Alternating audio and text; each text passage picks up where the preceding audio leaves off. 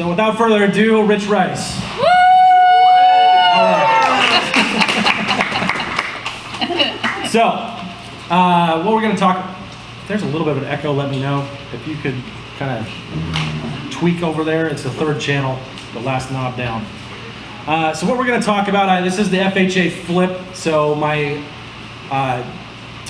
idea of putting this together was trying to flip houses that are at the lower end of the spectrum. Okay, so like not $1 million homes, not super fancy stuff, but properties that are usually under the $450,000 mark, going for first-time buyers. I know FHA limits are technically like $650,000 or $699, something like that in Riverside County, San Bernardino County, but we're really trying to stay on that lower entry-level kind of home.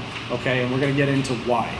And I'm going to tell you a little bit about me, my past, my background, an overview of like just the past flips and some numbers, and then why FHA again, managing contractors, managing personalities, all kinds of stuff. So, and then we'll have some time for Q&A. So if you can, try and hold your questions to the end, and we'll go through anything you want. What I'm not going to cover, I'm not going to cover how to find deals or fund them in this presentation. I'm not going to go into like where to find your contractors. It's really like, or permits or like in-depth budgeting or anything like that. I'm really trying to focus on what I do in a flip once all of that is already figured out. Okay, so really like the project management of the flip. Does that make sense? Who in here has flipped a house before? Okay. Who here flipped a house under $450,000? Who in here has flipped a house over $500,000? Okay, so hopefully the people that have flipped houses higher value, we'll still find some value in this and some tips. But if you want to go over any of those topics that are on the board right now, you can go to the club's YouTube channel. It's youtube.com/IEREIAC. And we did, Evan Brown and a couple other mentors, I think Andy's on there. We did last year pretty much what we did before FIREfocus. We called it Sir Cash's Roundtable. And we did it once a month.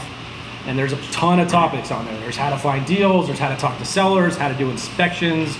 I think we talked about permitting, one of them. So if you have any of those questions, any of these topics, I would highly encourage you to go look on YouTube and go through some of those presentations. There's like 14 hours worth of content and those like 8 videos that are up there. So there's a ton of stuff. Who's watched those? Anybody? I was there. You were there. Watched them live. Did you watch them live? Yeah. Anybody? Yep. 2 people. Anybody else? Jeff was there a lot too. So, The round table? Evan's round table? I think I was there. put you guys all to sleep with the late pizza. We have to do a lap. It was good. Tommy, what's up, dude? Let's see you come in. How many flips have you done, Tommy? One. One? Yeah. I feel like you've done a ton. A lot of wholesaling. Oh yeah. All right. We're gonna do a wholesale presentation. So you're gonna be on it. I know. All right. A little bit about me. So I grew up in Anaheim. When I was like 21, I moved to Arizona. I went to an all-boys Catholic school. I did not know that. I don't know why I brought that up just now, but in case you were curious and like things are start clicking, why the way I am the way I am. Maybe that's why. Had the fear of God put into me when I was real little. So when I was 21, I rebelled and went to a party school in Arizona. And I did, I rebelled against the high school. So anyways, I went to Arizona when I was 21, went to ASU, got my bachelor's and my bullshit degree in global business management. And then professional-wise, I did like stage tech at Servite at my high school, all the way through like 3 years. They did rentals and stuff, so that's where I learned how to do all these lights and sound and all that stuff. And then I worked for James Hardie. So anybody use Hardie Backer before? I've heard of it. Heard of it? Saw it on your flips, whatever, Wonderboard, Durock, whatever. I worked for the people that made Hardie Backer for like 8 years. At one point I had a territory of like all of Southern California, New Mexico, and out to El Paso, Texas, which I hated the last part I just said. But I would never go to El Paso, Texas again. I'm sorry if you're from there. Don't go. And then I basically, at the end of that, they put me through school, and I ended up getting fired at the end of 8 years. So, because some people came in and from outside the company, I'd been there 8 years, and they came into my territory like a month after they got hired and started telling me what to do. And I didn't really like that too much. So, you know, I told them to F off, they told me to F off. So it was a healthy relationship. So yeah, and then I took a couple years off. I really tried to find like something to be financially independent with, because I read Robert Kiyosaki, and then Rich Dad Poor Dad, and I was like really trying to figure it out, but I couldn't. So I went back to, I didn't really know what to do. I just really couldn't like figure out a way to get into it. And Evan and my mom, my stepdad Evan and my mom had been doing real estate for a little while, but it hadn't been like long enough that I was like, yeah, let's go do that. So instead, I stupidly, instead of going to business with them in like 2011, I waited and decided to go be a software engineering recruiter, and which wasn't all that bad, because it really worked out for real estate, because all I did all day was dial the phone for 8 hours a day. I had to make 150 dials minimum, and 300 dials minimum, and an hour and a half of phone time every single day. So, and they tracked it. There was reports that went out at 10 o'clock in the morning, noon, and 3 o'clock in the afternoon. And if you weren't at your numbers by 12 o'clock, your manager was probably calling you into the office. And so it was all very high pressure sales, but it really gave me probably a leg up in real estate and sales in general, because I now had all the outside sales experience and then the inside sales on the phone track. So, you know, in the end, it wasn't that bad. I moved around to a few different companies. And then after the end of the 5 years, I was kind of sick of it, and I got fired again. So, and by that time, I really knew that I didn't want to do any of that. I didn't really want to work for anybody like a big corporation anymore. I usually wanted to climb the corporate ladder and you know, run the company someday. And after that second go around, I was like, nope. So Evan and my mom, you know, wanted to go into more of a flipping business. And so I moved back to California, joined forces with them, and that was in 2017. And what is that, 6 years? So 6 years later, here we are. So since then, we've done 109 deals, either flips or wholesales. Probably half of those have been, probably 50 or 60 of those have been flips, somewhere around there. We have like 7 going right now. And I don't know, we did like 3 or 4 wholesales last month. So it's been a good year, and I've been a housing provider, landlord since 2020 when I bought my first house. Up in that little picture right there, my mom made me take that sold picture that everybody loves doing. And aside from that, the reason I do all this is I really like to travel. That's like Greece, Mexico, Hong Kong, Mount Rushmore. I like to travel with everyone. That's me and Caitlin, my girlfriend, up in the corner. That's me and my grandma. Once upon a time, I used to ride motorcycles. I don't anymore. I started feeling all the injuries that I got, you know, the older I got. So I hung it up. And let's see, there's our new cat. Where'd she go? Oh, it did an update. Picture of your Oh, good. She's blending in. Sorry. Oh, there she is. So she found us in a blizzard in March. In April, whatever that was, and so we named her Blizzard. You know, it was fitting. So, and then that picture right there is me hugging a cow. It's because I really, really love In-N-Out. Oh my gosh. Sorry if you're getting another kind of deal. I really do. I really love cows too. They're really cool. If you've ever sat in a field of cows and like they're moving back and forth to each other, it's actually really cool. So, right? Because I just showed you that. We just did that in Montana. So they're cool. And there was some other picture I was going to point out. Oh, yeah, there we go. That picture on the bottom right there is from 2017 when we did our first deal. We did our very first deal. We wholesaled a property in LA to somebody that we had met at another networking event just like this. And the rest is history. So that's at the Mission Inn, you know, which is where the club used to meet. So it's all, you know, it all comes full circle. So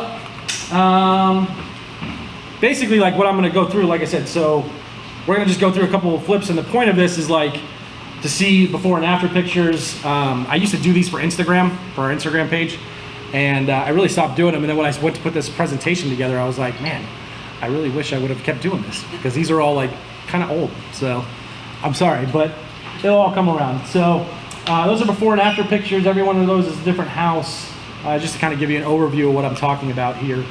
And then that's a property we just finished last year. You know, we've kind of stepped up our game a little bit in some areas and then sometimes not. So that's going to be part of the presentation here. So that's another one we just did like 8-9 months ago, something like that. And its deck was pretty gnarly. So they decided to, they built a really nice deck, which they built a really nice deck on the front of the house. The front of the house facing all the neighbors, and behind them was the National Forest. Not a single person was behind them for like 200 acres. And, well, probably more like 2,000 acres. And I never understood that. But when they built this really nice deck, instead of putting like the actual planks, you know, I don't know why I'm having a blank here. Instead of putting actual like decking, you know, that you would normally see, they decided to put plywood down. They just did sheets of plywood. And as you can imagine, after 20, 30 years of rain and, you know, everything else, it's just that what you're looking at there is the plywood literally just melting from the bottom of the deck. And I think they did something, I think they put like particle board or something first to soften it, or I don't even know what they were doing, to be honest with you. But it was literally all melting and it was terrible and there was no way to save this deck, but I'll go into that in a little bit. That is another house up in the mountains.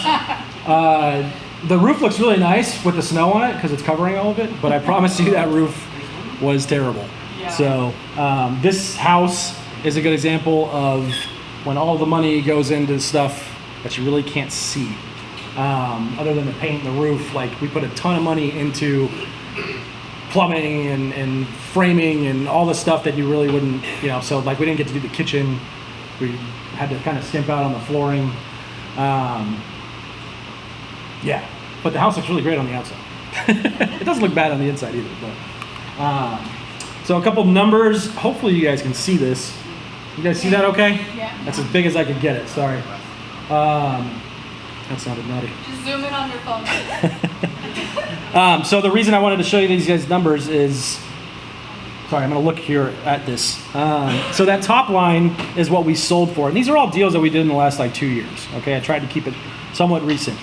And you can see some of the repair costs along that bottom. So it's kind of broken up into sale, rehab, purchase, totals, and profit on that left-hand column. And then we break it down. So a side note from this presentation, you really want to track this stuff, okay? Because it's called, anybody heard of KPIs? Yep. Yeah? So your key performance indicators, key performance metrics, they really tell you a whole lot. And this tells you what we spent on repairs, what our per square foot cost was, what our cash on cash return was, what everything was, okay? What we paid agents, what we paid the selling agent, our agent, what else is on here? Home warranties we paid for, interest payments, any tenant stuff we got, loan points, initial like you know, just our loan payments in general, and then like miscellaneous fees that just kind of pop up. So this is a very real spreadsheet of what numbers on a flip look like. What's up, Ray? What happened on low? Why was the rehab so high? On low? Yeah. I'll get into that. That's a good question. Low is actually a code name for a different house that I didn't want to put on here. So, what's that? The rehab is 145, or what are you looking at? The 119? 119, but for low it's 145. Margin? Okay, stop talking about it. Oh, I see that. But that one, the rehab was 119, but the profit was 55. Small, high, low, big, high. Yeah. So Lowe's kind of an outlier because we ended up selling the property to somebody else, like a family member. So we kind of we sold that low.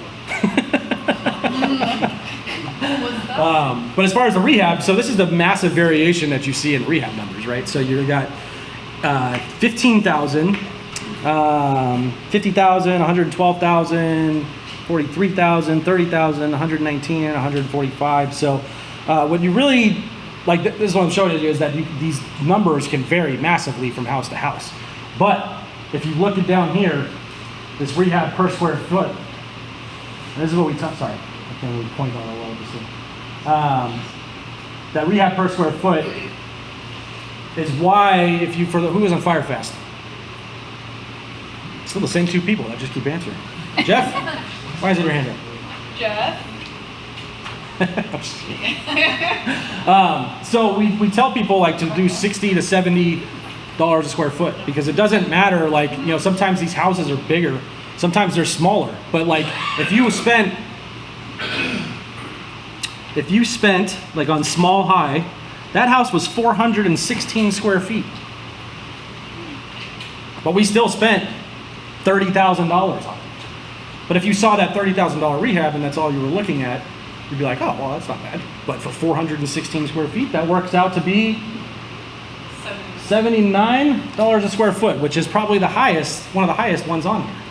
So you really want to look at per square foot. That's really like the you don't, and that's why I'm not going to get into like super budgeting and what things cost, because you could really like it's a quick way to look at something if you're analyzing a house on if you're going to do it or not, is just use a per square foot number.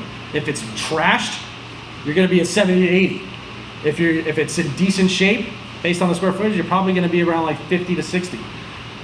If you've been doing this long enough, then you can get into like, you maybe budget like for 45, and you can, because you know where you're going to kind of make it up, okay? That's the next slide. I forgot to take it out of there. I'll get right there. So the rehab per square foot is really the important one, and that's what's going to decide like how you run your numbers. And don't get bogged down in, well, I don't know how much a roof is, or I don't know how much a kitchen costs, or like this kitchen is going to cost me more. It's not that it doesn't matter, and you're not smart for like being aware of it. Just for the purpose of running the numbers, just go by the per square foot and give yourself a range. And then when your contractor comes back and gives you some number like, I don't know, $150,000 on like 1,000 square foot house, and you're like, dude, that's way, like, what are you talking about? Then something's wrong. So your contractor's either really high or your house is really jacked up. So keep that in mind. Or maybe you're doing too much also. So, and then, oh yeah, I forgot what this is. This is why I wanted my presenter view so I could see the slide that was coming up. What's up, Mike? Which one? The last one you were On low? Yeah, so it was a small house. It was a new crew. Small house. The foundation, the roof, and the floor was like this. I mean, it was literally like, they built it on 2x4s sitting on the ground, like in the dirt. And so we pretty much had to rebuild the foundation. And then the roof, I don't think we replaced the roof, but we replaced part of it. And then all of the cladding inside was trashed. So it was like the guy next door owned it, and he's like a storage room. So. Sorry? I don't think we did that, no. No, but it was a new kitchen. We ended up drywalling the entire side, or entire inside, sorry. So when you do like major stuff like that, your costs get high quickly. It's not, and that's why you want to try it, which is part of what I'm going to talk about. You want to try to avoid doing that like at all costs. So, but every once in a while, we hit a strike. I do like to bowl, by the way. I forgot to say that on the About He's Me. a professional bowler. So, I didn't have sound, sorry, you couldn't hear the pin scratch, but even if it's sloppy, we hit a strike every once in a while. So, and that's bellow. Okay, so this is the point, is they're not all home runs, they're not all strikes, but every once in a while, you hit one. And if you do this long enough, you're gonna hit one too, okay? So bellow is something that we got for $305,000. We put a whopping $15,000 into it, and we turned around and sold it for $450,000.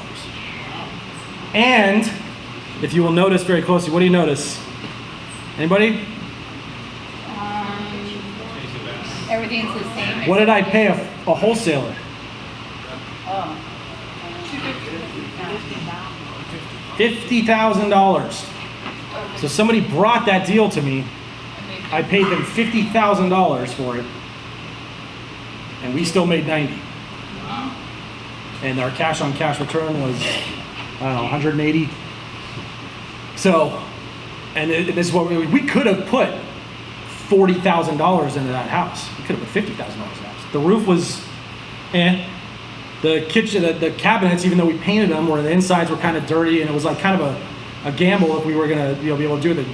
The countertops were kind of cracked. We were looking at this thing going, are we really only gonna put like 15 grand into this? Like, we're not even gonna do countertops? We got this thing for nothing. Like, why don't we just put, and the answer is because we wanted that payoff. And we knew we could get it because it was in Moreno Valley. We were well within the first-time buyer, point of the part of the market. And all those floors, they were all like that. So we painted. Give me 1 second. So we repainted the cabinets. We painted the whole. We did paint the entire house. Most of it went into it was disgusting. So we redid everything. We redid the flooring, and I even actually on top of this, I got a hot tub out of it and brought it up to my house, my Airbnb, and so you can add like $5 grand to the profit because I don't know if I ever made that back on the Airbnb, but my long-term tenants are now quite enjoying it. So, what's your question? Oh, just how long did I start to take? That one, I don't know, probably less than 8 weeks. I think we made one payment on the hard money loan. So, and we had a 3-month minimum on that because that was the only money we had available at that exact moment. So we could have made like $2,000 more, but it's okay. What's up? Rich, how long ago was this one? That was probably about a year. Probably about a year ago. And even that ceiling fan that's right there, we left that. So you don't have to go. The point of this presentation is like you don't have to go crazy on this stuff. You don't have to have a new vanity. You don't have to have new countertops. You don't have to have new flooring. It's nice if it was your house, sure, but like you don't have to do all this stuff to hit the first-time buyer market.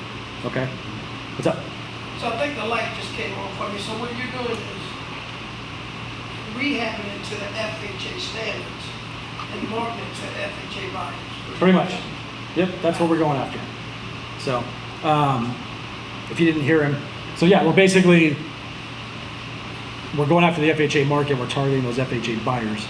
Okay, those first time, and really not just FHA, like the true first time, like people. We're targeting people that are probably renters right now, and they're sick of renting. Their family's bigger or growing. They got babies on the way or whatever, and they just want to own a house. Okay, they're not looking for their, whether it's for their forever home or not. They're probably not thinking about that too much. Their rent went up $500, and they're finally figuring out that like, hey, maybe I should buy something. What's up, Lee? He was saying you remodel it to FHA standards. What does that mean? I think that's next slide. So would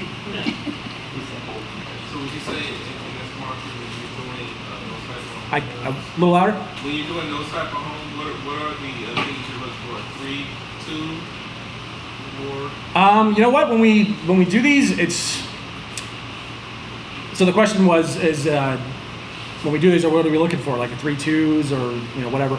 I don't think we really look at it like we do anything really, like because there's a first time buyer market for everybody, like for anything. It doesn't matter if it's like I said, the one or wasn't even.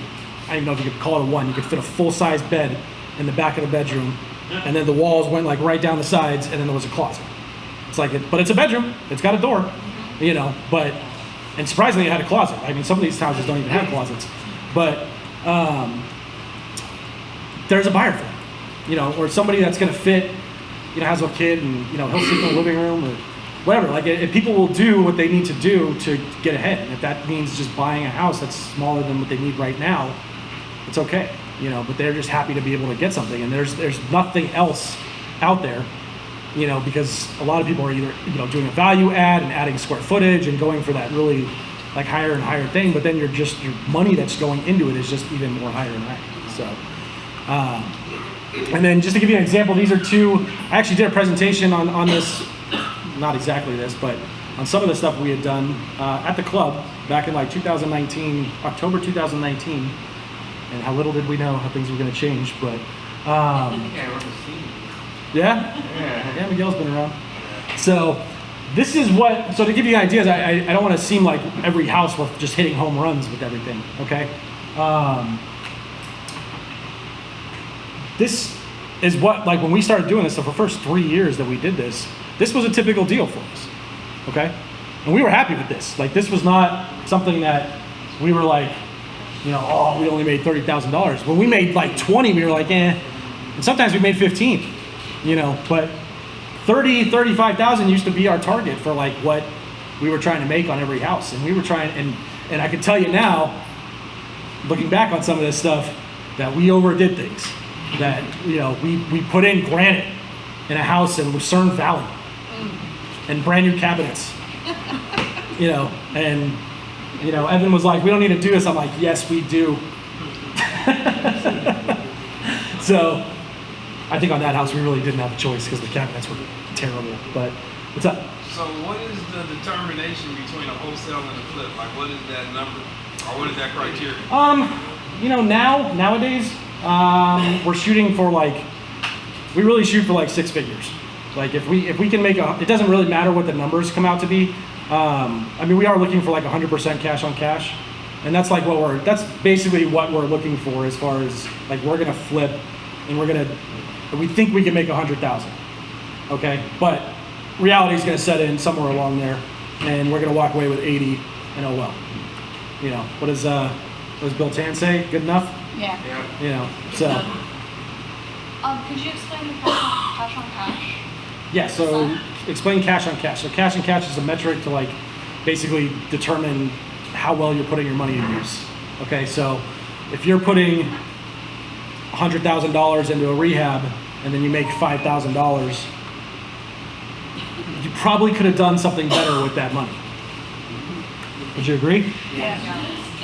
If you put $100,000 in and you make $100,000, like 100% return, does that sound good? Yeah. Better. Sounds better. Sounds better. Good enough. Did you have another question? No. Oh, okay. So like I said, we didn't even look at cash on cash back then. We literally were just we're just trying to make money, So when I say, you guys have probably heard me say this with Sir Cash deals, that we try and sell our deals in that actually pencil, is that's really what we're talking about. We paid the piper and did deals where we only made $30,000, and there's still room for error in that. And that's not with agent fees either. So a lot of people can be their own agents in their deal and make another, $5,000, $10,000 on these price points. That's not even including that.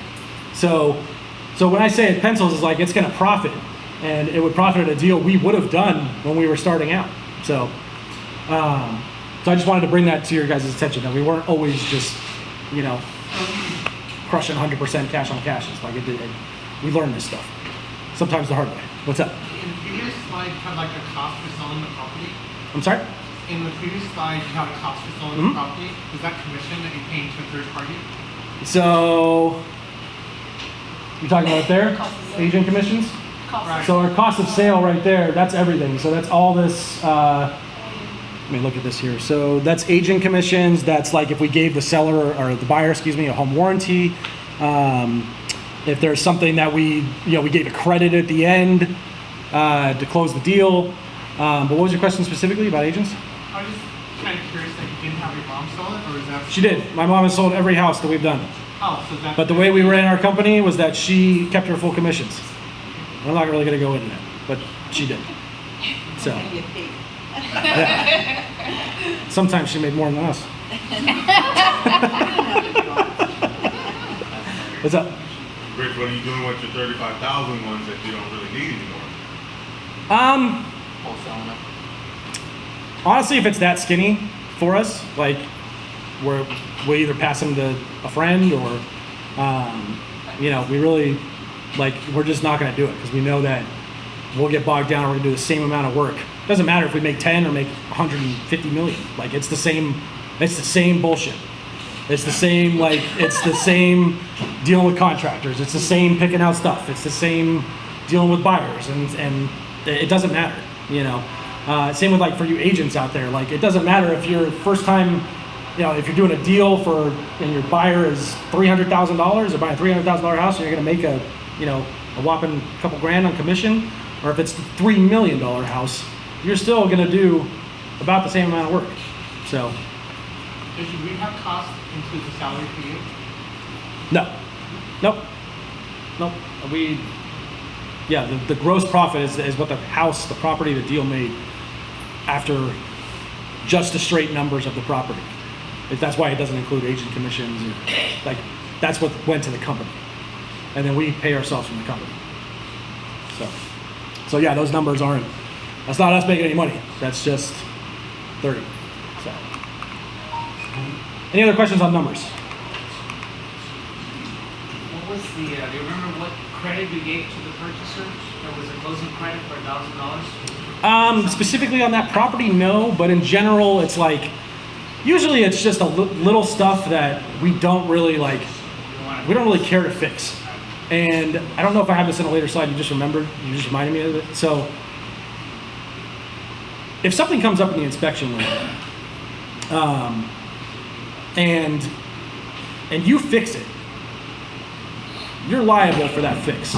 Like, if it's the HVAC systems, if it's the whatever, like, if you fix it and then 6 months later it fails, or a month later, or a week later, or whatever, technically they could come back to you if they want. I mean, anybody can come back to you for anything, but you're technically responsible for it. When you give a credit, and it doesn't matter how much that credit is, if you give a credit, you didn't touch a thing. You gave them money, they sign a paper that says, yep, we're getting the credit to fix this. It's pretty much our responsibility. So the credit is safer, even if you can save money. So if they're asking for like a $2,000 credit, if they're asking for like $2,000 worth of work, and you give them a $2,000 credit, or you give them a $2,500 credit, whatever, like, as long as you give them a credit for everything and they sign off on that, you're kind of wiped clean. So, any other questions on numbers? No? All right, let's move on. So why the FHA? I kind of went through some of this already, but so the buyers are generally first time. You know, they're just happy to get into a house, okay? And what that generally means for you is, like, they just really, really want a house. They want to put down roofs, their family's growing. I kind of said all this already. And they're less likely to be nitpicky about repairs, okay? Because they're not cash buyers. They can't just say, take $5,000 off the price because, we're not going to buy the house. Like, if they don't buy the house, they've probably already given, their notice to their apartment, and, they're kind of locked in. So, and a lot of them, and it could go either way. These aren't like ironclad rules. I mean, you get people that are nitpicky sometimes. But for the most part, they just seem to be more appreciative that you even took their offer, because they've made 50 of them, so it's tough. It's tough. So, guys, if you want to hold your questions to the end there, I'd appreciate it. You have a question? Okay. They're really less likely to just ask for stuff beyond Section 1 termite, because that's usually a big thing. Okay, so, and they want to close.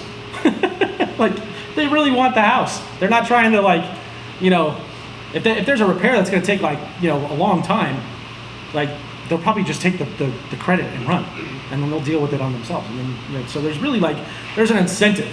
And then you really rarely have to worry about landscaping, because these are low-end houses. Like, you don't have to have the $1 million entry, into the place. Like, it's, we do a lot in the mountains, and there's not a lot of landscaping in the mountains either. But even when we've done that one on Bello, where was that? I don't have a picture of the front of the house, but we didn't touch the lawn. The lawn was half dead on that house. We photoshopped, or our photographer photoshopped some green grass into it, and it looked fantastic. Same with the backyard. The entire backyard was dirt. They put a lot of money into, there was a fire pit and some other stuff, but we just photoshopped in the grass so they could get an idea of what it would look like. And yeah, you disclose it. You don't just say oh yeah, this is what it looked like. But But the point is like we didn't do anything in the backyard. We didn't touch the landscaping. So, because again, like, and we priced it. We also priced it lower. So, like, we probably could have gotten $475 for it if we did a little bit more work for it. But we're like, time, money, whatever, like, screw it. Just, let's get it done. So, and Miguel, I don't have it up here, but the original plan that we talked about, me and Miguel, and we did a flip in a senior park, and it was in pretty decent shape. And I mean, we got our guys in there. It's the same, the flooring that you said. Oh yeah. But yeah, just like it's exactly like the Moreno Valley one. Yeah. So we came in and we ended up having a probate issue after rehab, so that took a lot longer than we expected. But the idea was, we came in, we literally like 7 days, painted the inside, redid everything, and we were ready to list like on day 8 of owning the place. And stuff happens. So anyways, let me move forward here. The work with FHA people is that they're generally first-time buyers. And they don't know anything about buying a house, okay? So you do get the Karens every once in a while that like, this is my house and I want it perfect. Like, I want blue shutters and daffodils in the windows. And, like they're just, so they can be every once in a while. Kind of have that we want it perfect. Again, since they're first-time buyers, and they're pretty much like every dime they have into getting this place, and some of them are qualified like by the skin of their teeth, So when there is a big hiccup that comes in, like maybe we miss something and there's a big termite bill, or we went to sell a house one time and the appraiser appraised at $30,000 low, and they didn't have $30,000 to make that up. Same house, we got through another buyer, and then the electrical totally failed in like half the house. My contractor this day still swears that the inspector sabotaged it, but we'll never know. It was old, like knob and tube and like newer stuff. So, and same thing, like those people didn't have the funds to like take on a house that had $6,000 worth of electrical. So, they generally, Mom, I'm sure you can speak to this. They generally have a very inexperienced agent. Usually it's a family member or a friend or whatever, a friend's daughter that got a real estate license a couple weeks ago. They're like, oh yeah, we're thinking about buying a house. And she's like, don't worry, I got you. And then she has no idea what they're doing, or he has no idea what he's doing. And then my mom's basically acting as both sides of the transaction, that she's only getting paid for one of them. So that's why my mom keeps her full commission. So, yes, sir. Yes, so we're just to backtrack a little bit, you're saying that a common thing with FHA buyers is that they are usually working with an inexperienced agent, like a friend of the family or a family member. Yeah. That's common. Okay. Yeah. Not always. Not always, but Not always, but I feel like 6 or 7 times out of 10, that's usually the case. that's pretty high number. So, and pretty fast. Like, I mean, you can see it in the offer most of the time. Like, stuff's missing, or like they're asking for stuff wrong, or like the contingencies are all weird, or like it's usually and that unfortunately for the buyer, like especially nowadays, that affects their ability to get an offer accepted. Like we see that stuff, and there's somebody else over here that maybe there's a little less, but like their agent's on point and they got boom boom boom boom boom, like she's like, I'd rather deal with this agent. So side note, if you're gonna buy your first house, call my mom. What's up, Ray? What do you mean by doesn't go past section 1 of termite or something? Say that one more time. On the previous slide, it said they don't go past something on termite. So like section 1 termite is basically like you have to do it. Okay, like if it comes back section 1, they're not giving termite clearance to the house without section 1 termite. So there's like 1, 2, there's 1 and 2. Okay, so there's 1 and 2, and section 1 is you have to do it. Section 2 is like, this looks a little okay, but I'll still give clearance, for section 2. And it's usually like stuff like that and like that. It doesn't necessarily have to be termite either. It could just be wood rot or other kind of rot.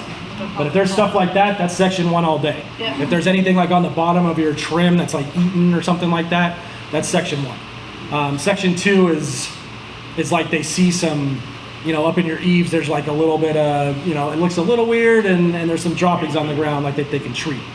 Okay, but Section 1 they absolutely have to do, and if it's written into the contract, the bank will have to see Section 1 done before they'll issue the CD. Yeah, go ahead. Yep. And can you tell more about that dog and tube story? I'm curious. Hold on. If we have time. Hello? Check. Are you on? Hello? Did I give you a dead mic?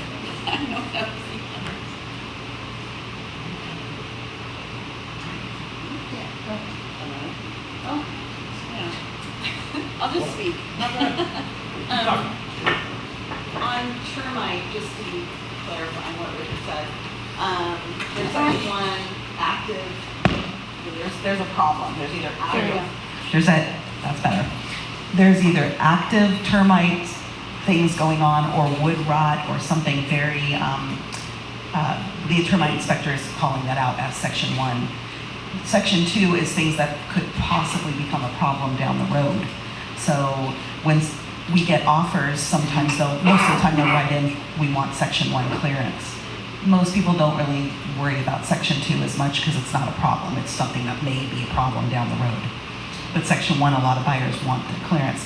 They don't have to have termite clearance for an FHA or conventional loan. The only loan product that needs termite clearance before we can close is a VA loan. So any offer we get, pretty much, unless it's a VA offer that we're accepting, we counter out the termite. That doesn't mean they won't go get a termite inspection. We would still encourage them to have any inspection they want, and then we'll deal with it in a request for repairs. But just a note that it's not absolutely required for them to have clearance. They like it, they would prefer to have termite clearance. But if they write an offer to us, it's one of the first things we counter out. And I will explain to the agent, we're not saying we won't do it, we're just not wanting it in the contract. Yeah. Because the minute it's in the contract, the lender has to see it. The lender has to see a report and has to see the clearance. They'll want the clearance, not that they have to see it. So we just don't want the report in the transaction. We'll do it in the transaction, but outside of the lender being involved in it. And why that's important is that, like you just said, when that comes back, when that report goes back to the lender, and the person who's pushing the file or whatever, they're just going to put it in there. But when it goes into final underwriting, and that underwriter sees something on that report that they don't like, it could hold up closing. Yeah. And you want as little, and it has, and you want as little problems going into underwriting as possible. Doesn't matter what transaction you're in. I mean, we kind of got in the habit of doing our own termite inspection anyway, so that we knew even before we got to that point. But we don't always. Yeah. I mean, And that's actually a good point. So I forgot to put that in here. We do that sometimes. It depends on the house, and it's kind of one of those things. It's up to you. But if you, it's like, what do you want? You want the surprise, or would you rather know ahead of time and find out? And we've had early? arguments over that. Yeah, and it really it happens on septic stuff, roof stuff. We roll the dice on the roof, and then they want a roof inspection, and then the roofer says, nope, we're not giving you a cert. So on the termite stuff, it really is like up to you. You can do it ahead of time, and the good thing about doing it ahead of time is you can go pick that termite company that from experience is a little less hard on the magnifying glass. Do it ahead of time. They're still licensed in Yeah. termite inspection. Yes, companies but that- there are certain companies that they are always hot. They will come back with a list of stuff and they just want it all. Okay, and they're like $7,000 in termite work, and then the next you could do another inspection the same the next day, Yeah, and they could come back at $2,500. yeah, and we've had So, that happen too. Same with septic. Same with roof inspection. Same with any inspection. Like, we'll go to that. Okay, good. All right, thank you. And her contact info is up on the slide, and a little bit later. And then finding the other kind of hard thing about FHA sometimes is finding good contractors in general is hard, right? Yep. Finding ones that are good, but they're not like so good that they're trying to turn the property into like $1 million property every time they turn around. And they're just spending too much time on things that don't matter. And we're going to talk a little bit more about that. Hopefully speed up. Okay, speaking of inspections. So FHA, okay? This is FHA requirements specifically. And they will find this stuff all the time. So no chipping, no peeling paint anywhere, okay? If there's any peeling paint, in FHA, basically the appraiser acts as their own inspector. Okay, so they'll get their own inspection from a house inspector, certified house inspector, but then the FHA guy will come out and he's got his own set of things that he's looking for, and this is that things. Okay, if he sees any of this stuff, he flags it back to them, but basically like the appraisal fails and he won't even appraise the house until all this stuff's corrected. Okay, so this stuff you want done before you ever go to sell. Okay, no chipping paint, no peeling paint, the water heater strapped with a proper blow-off valve. I'm going to go into this in a little bit more. GFCI outlets, smoke detectors, and structural and foundation issues. Less common on FHA, but it's still there. Right, glaring stuff. VA and USDA is a lot more strict. And then a common thing that gets pulled out is drains under the sink. They have to be hard piped in California. Okay, those little slinky things that attach to, that plumbers get lazy with because they don't want to move the hard pipe. They're technically illegal in California. So they look for them, and that gets flagged all the time. Inspections before you buy. Okay, so on rehab, we're back to rehabbing. Okay, so get under the house. Okay, and this is all I'm going to talk about inspection-wise. Get under the house. Look at you're looking for any earth to wood contact. If there's a post sticking into the ground, if the dirt is piled up beyond the foundation and is sitting on like the side of the siding, that's all a problem. Okay, and you need to be aware of that. And then keep an eye out for knob and tube. Knob and tube is not illegal. Okay, knob and tube. I should have put a picture in here. I'm sorry.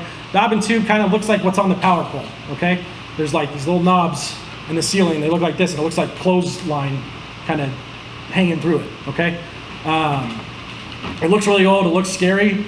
As long as it's working and it's properly grounded, it's safe and it's not illegal.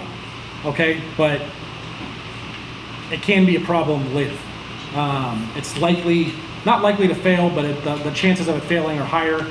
And Ray, what my contractor was really upset about was like he says he could tell like where somebody took a metal rod and basically like poked the part on the thing that basically made an arc.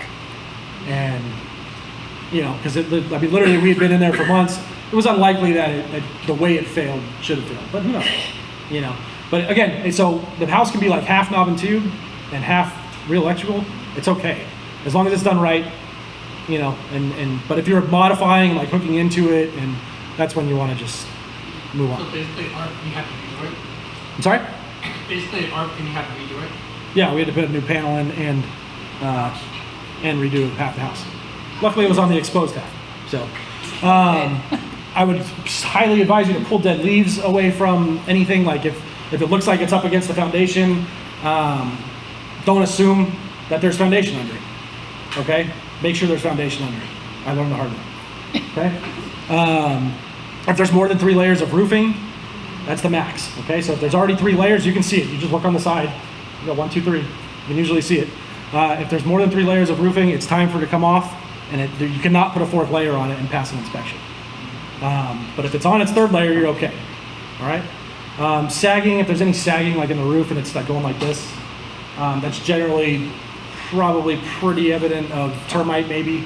But you gotta resheet at the bare minimum if you take that off. So if you rip that off, you're looking at re-plywooding everything and possibly even doing some rafter repair. It really depends. We just did, Caitlin's house had some waviness to it and we resheeted it. It still got a little bit, but it looks pretty good. So, and then scaffolding is not cheap. All right, this is a brand new one. House we're working on right now. It is 4 stories tall on the side of a mountain. Okay, and I had this like picture in my head of like my guys getting on like little Looney Tune carts and like hanging off the side and spraying. I'd seen it in movies like they like clean they clean like the windows and stuff and whatever. Well, turns out they can't do that. My guys aren't willing to do that. At least this crew that I trust to paint this 4-story house. And the scaffolding is going to be $9,500. $9,500 just for scaffolding. The house itself is going to cost $20,000 to paint. Okay? That is the first time in a while that I've been that far off on a paint job. Okay, I thought it was going to be about 12. It's going to be 30. Okay, so before you assume that your guys are acrobats, ask them. Yes, sir. Can't rent like a crane with a cupola on it or whatever?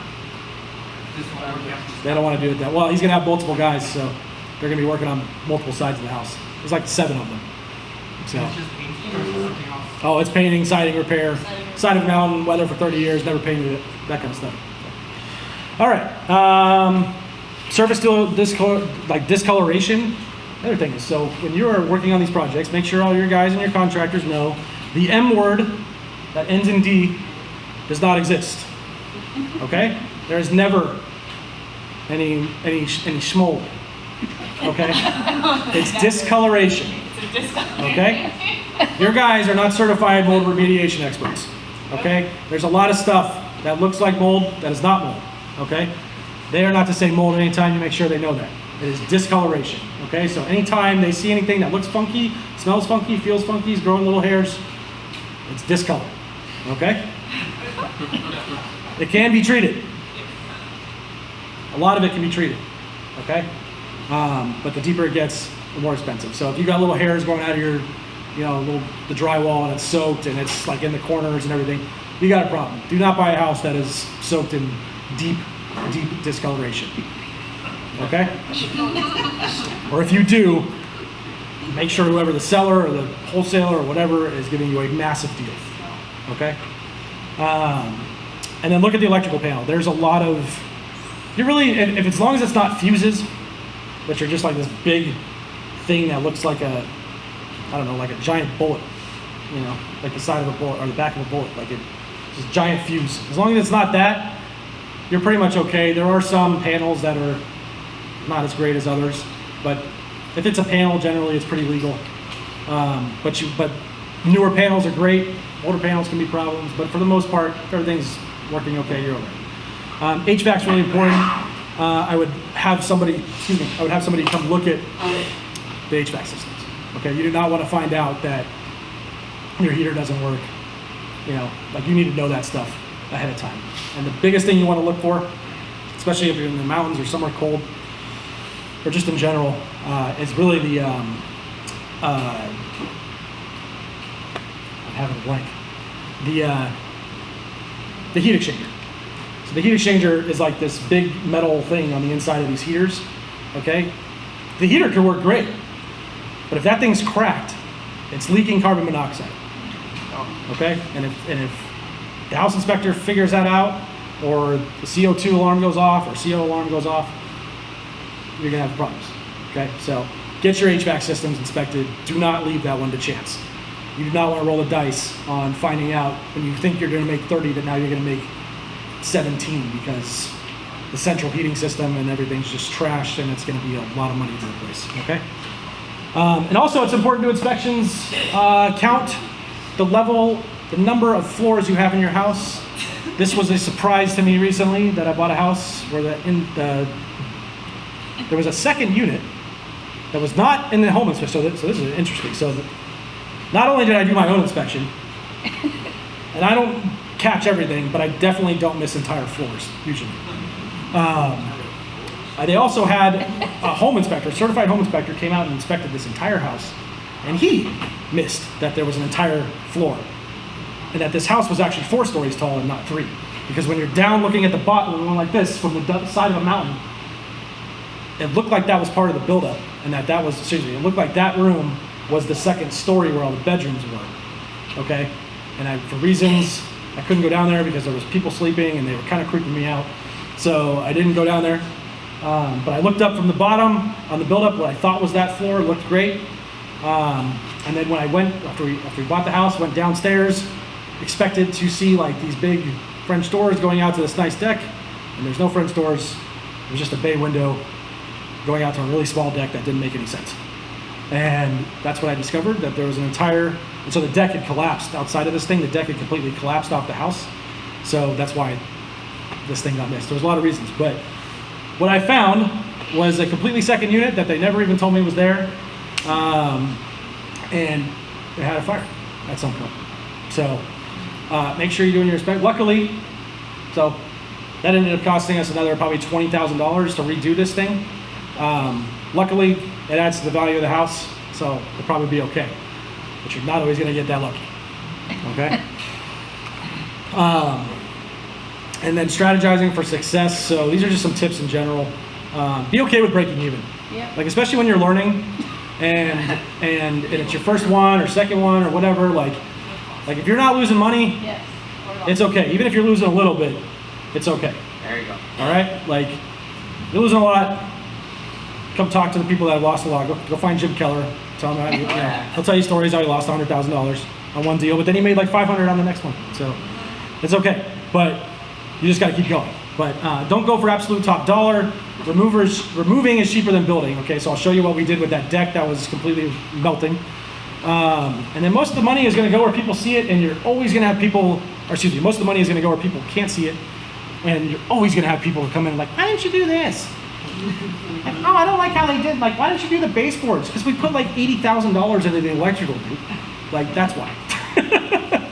So just, if I sound a little bitter, I know I like have to like check myself sometimes, but like everyone that walks into your house, your friends, your family, like everyone's gonna be like, oh, why didn't you like why you could put some granite in here? What am I, you know, just get over it.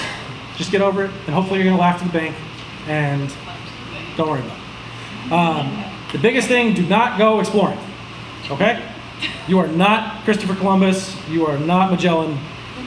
Do not get into that house. I don't know, I need like a good miner. Who's a famous miner? Nobody? 49ers? You're not the Seven Dwarfs, okay? Like, you are not going into this house and trying to mine for gold in the walls. I promise you there is none. There's only misery, Yeah. okay? Do not go into a house, you especially never, ever, ever gut a house, Yeah, don't do that. okay? Never gut a house, okay? Unless it's your own house and you're moving windows and moving doors and it's $1 million flip and, you know, $2 million flip and you're like just rebuilding the whole place and you got more money than God, be my guest, okay? But if you're not any of those above things, never gut a house and don't go exploring, okay? So you don't really want to find stuff to fix. So again, like if you see discoloration or you have to replace a corner of siding or something like that, cut that siding out in the corner and replace it. You don't have to start doing the whole sheet, okay? Yeah. You pull that sheet off, I promise you're gonna have a bad time, okay? That doesn't mean you cover up shit. That doesn't mean you do things wrong. That doesn't mean you intentionally hide things, okay?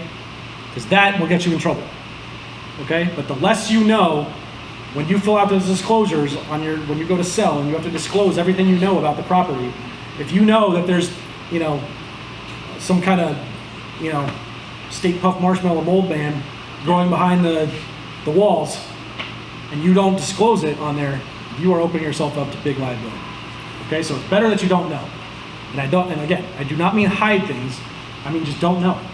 Okay, so if there is ever a question on, and this is something you have to have with your contractors too. Like, okay, how do we fix this without whatever it is that they want to do? Okay. And the biggest thing to remember: this is not your forever house, and that you are not Joanna Gaines, and this is not HGTV. Okay, like you have that attitude flipping a house, you are probably going to lose money unless it is like a $2 million house. Okay, but for these type of houses, $450K, first time buyers, keep in mind like they're just happy to have a house. Okay, they're not like looking to be on TV as much as they want to be. Let them spend that money. Okay, let them spend that money. Removing is cheaper than building. Okay, so this house, again, I already told you about the deck. Okay, we removed it, we built a staircase instead. Okay, instead of $19,000, decks cost a fortune, by the way. If you want it to be straight, they cost a fortune. If you don't want it to be straight, they're not that expensive. But they look like shit. Okay, so if you want it to be straight, they're expensive. Same with stairs. Okay, if you want your stairs to be good and like have a railing that people aren't going to die on, they're not cheap. Okay, but this deck would have cost something like $18,000, something like that to replace it. That staircase cost $8,000. Yeah, Okay, and they're treated to really repair, weird anyway. and that was to demo it out and throw it away and blah blah blah. set the posts, set the pillars. We had to redo everything. I know that seems expensive for a staircase, but it was a good deal. But We really wanted to replace it. I mean, that was our. Like, yeah, I tried to replace the deck. Really, we tried to Yeah. save it. Yeah, we tried to cut it down into smaller. Just Like it was just, it was. First, just take out. Yeah, it was so far gone that it was just, there was no way. So it became a staircase, and guess what? Did we lose any money on this flip? No. No. We still sold higher than any other comp that was out there. And I'm gonna get more into this flip too. What's up? You have to worry about permits. On something like that, yeah, you need to get permitted. Yeah. So on a staircase like that, it doesn't matter. You gotta get a demo permit to take it down. You gotta get a permit for everything. So, but I'm not gonna go into permits. Paint and upgrade when possible. So every single one of these kitchens, we painted the cabinets. Okay? So it's a lot easier to upgrade kitchens if there's any way you can save the cabinets. And generally, you can talk to different painters.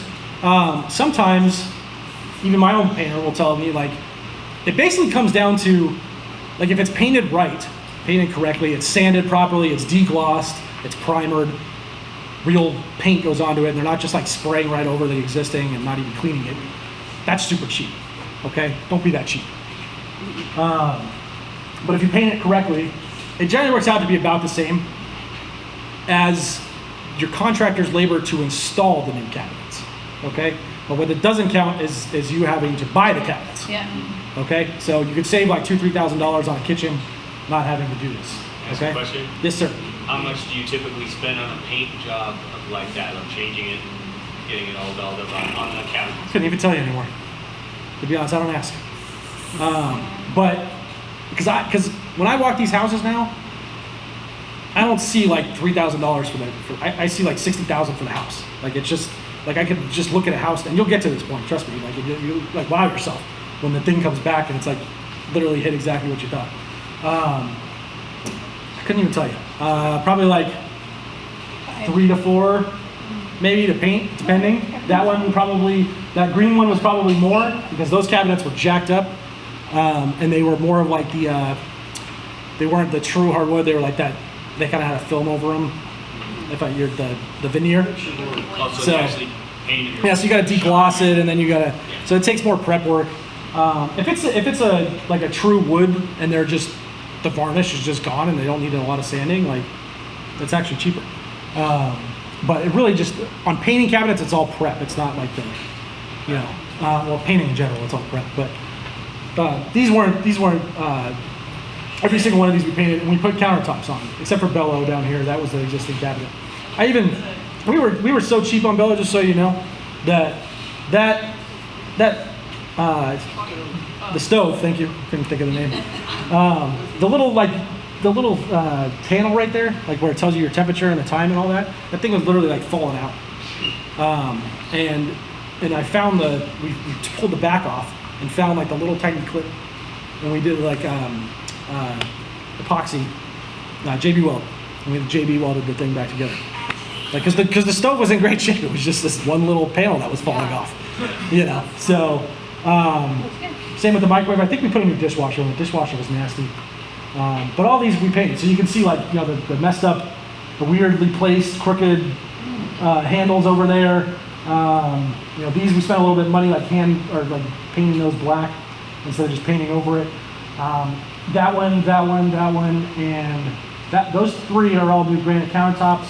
This is existing. This was existing, and then this stuff is a nice little trick. If you can use that stuff, it's great. Like if it's just a little faded, your varnish is faded, you can just wipe that over it, and it'll last a few years.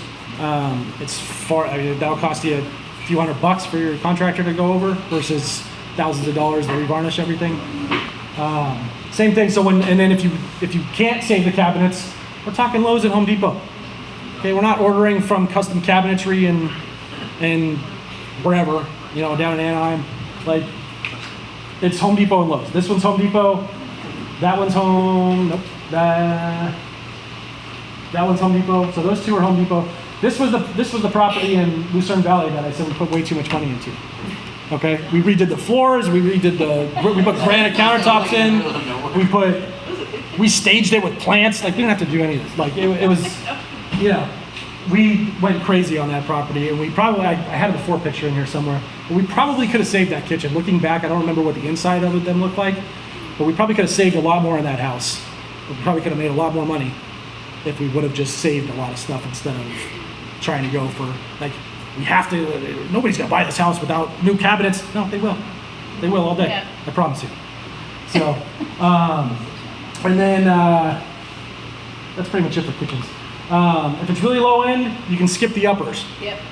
Okay, you can, and if you really, I mean, if you're, just leave the wall blank if you want. Like it's, but we put these little things, those things cost $50 each. They cost $50 to put up, so it's $200 instead of like $150 to $200 per upper cabinet, and then another $100 to install them. You know, so you can see how quickly. So if you're really on a budget or you're getting towards the edge of a project and it's tight and the kitchen's going in, you can skip the uppers. What's the upper? Okay, the upper cabinet is the upper, like so those are lowers. Those are uppers. Okay, so upper cabinets, lower cabinets. Yeah. You don't have to go all the way across either. You can just put one corner. You know, you don't like, and also in tight spaces, small kitchens, it makes it feel more open anyways. So, same with bathrooms. We pretty much stick to a theme. Okay, so that's Home Depot and Lowe's cabinets or vanities, and they're all pretty much the same. That's 5 different houses, and 2 of the same vanities, 4 of the same vanities, the same subway tile, the same. We change the grout up every once in a while. Sometimes we put black fixtures in if we're feeling fancy, but for the most part, same kind of lights. They're all the same, like the Home Depot Lowe's special. Okay, if you're a friend of mine flipped a house and put in like $3,000 fixtures into the one of their bathrooms. It wasn't even the master bathroom. And I was like, yeah, but people need this at this price point. I'm like, no, they don't. They do not need gold, solid brass gold like fixtures behind their walls. Like they're not gonna. Literally, it would look exactly the same to use the $200 faucet from Home Depot. Like if people want to put that in later, let them. Okay. And when I say, and the reason you want to do this is because you don't know the buyer's taste. Remember, I said this isn't your house. Okay, like it's not how you want to do it. So that kitchen, we put in that nice flooring. I think we spent $7 a square foot on that flooring. This is in Victorville. This is also another house we overdid. Our contractor bought these drawers. By the way, these 3 drawer cabinets are super expensive. We don't put drawers in any of our. We put regular cabinets. If you go back and look at these kitchens, you see any drawers? No, because drawer cabinets cost a fortune, like $400. What's that? Unless they're chipped. True. I don't shop like that. I order online. My guys pick them up. Okay? But I just don't order drawers. So, no drawers. They're expensive. Just buy the ones that have this, the 2 doors in the drawer. Okay? Or the 1 door in the drawer, whatever fits. So, this is what I mean when you don't know what they're going to do. Okay? So, that nice $700 stainless steel stove I bought, they replaced it with a black one. I don't know what they did. Maybe it broke. They sold it. Who knows? They also took out my $7 flooring, went right over, or $7 square foot flooring, and went right over it with that. And I could tell because there's quarter round here now, so they went over it. And then quarter round right here. So, and then they moved the thing, painted the wall, and then put this. I don't know. I think it's ugly. This backsplash or whatever behind there. So that's what I mean. Okay, another house we did a long time ago, they had yellow walls, like Sir Cash deals behind you guys, yellow walls, maybe a little bit lighter. Okay, in the living room, we spent, I don't even know how much money putting 18 layers of primer over that thing. It kills, and then we painted it all white. A week after we sold it, I realized that I left keys to another house in that house on accident, and I went over there. Guess what color they'd already painted the living room? Yellow. Hispanic. Yellow. It's the yellow house. Yellow. Didn't realize. So. Oh, it's for sale. Oh. Yeah, my mom was like, "How did you get that picture?" So that house that we flipped here, it's for sale now. It's on a short sale actually. If you want it back. That was a house. By the way, on that house, if you ever have solar panels on the roof, do not assume that the solar company made them replace the roof if it was bad. We did. That was a bad move. Okay. I should have put that in the don't assume thing that I'm getting to. Okay. You can even skip the doorknob sometimes. If you're in a low enough market like Apple Valley, and you're going for $270,000 at the really like the base point of a single family home that you could possibly get. It's a mobile home in Apple Valley on land. Sorry, Andy, we 433'd it. Shame on you. Oh, we put in drawers. Look at that. I probably didn't buy those. Saw a nice piece of land like that. So it came around. By the time we were all done, the contractor was like, "Do you want me to put knobs in?" And this particular contractor, I don't think he's ever put a knob in straight in his life. Like, so when he asked me if I wanted knobs, I was like, hell no, I don't want knobs. They look great. The people that buy the house, they can put whatever knob or pull that they want. Because that's another thing. You're going to spend, you pick out knobs or pulls that you like, and they're not cheap. The cheapest silver knob, like the stainless steel, like silver, silver billet knob, $250 a knob. And you go on Amazon. And then you pay, yeah, Amazon's a little bit cheaper. But even on Amazon, the pulls, like to do like nice pulls, they're like $2-3 a. So I mean, you multiply that by 20 or 30 of them, and then somebody's like, I don't like black knobs. Guess where your black knobs go? Trash. Right in the trash. They don't try and sell them. So I'm not saying don't do anything. I'm just saying, like, just be aware. Okay. So these are the orders I would do repairs. I kind of alluded to this earlier. Your roof, HVAC, foundation, they're all number one because they are all equally that important. Okay? If you have any problems with any of those three, you are going to have a bad time at the end of that flip. You want to know that stuff immediately. Okay? And you want to know that stuff preferably before you buy the house.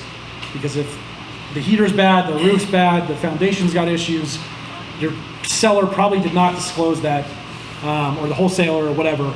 So I would want to know that fast. And that's an easy thing to be like, dude, here's my HVAC guy. He said the heat exchanger's cracked. Here's the picture. I need 10 grand off. Like, and there's really no arguing. I'm surprised that told me this before, because to me that would be just, I would want to up with everything else because it could be really costly.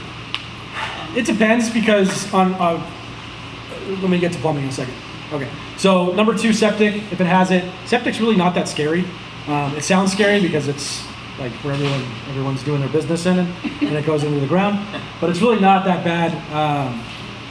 It's just a tank in the ground.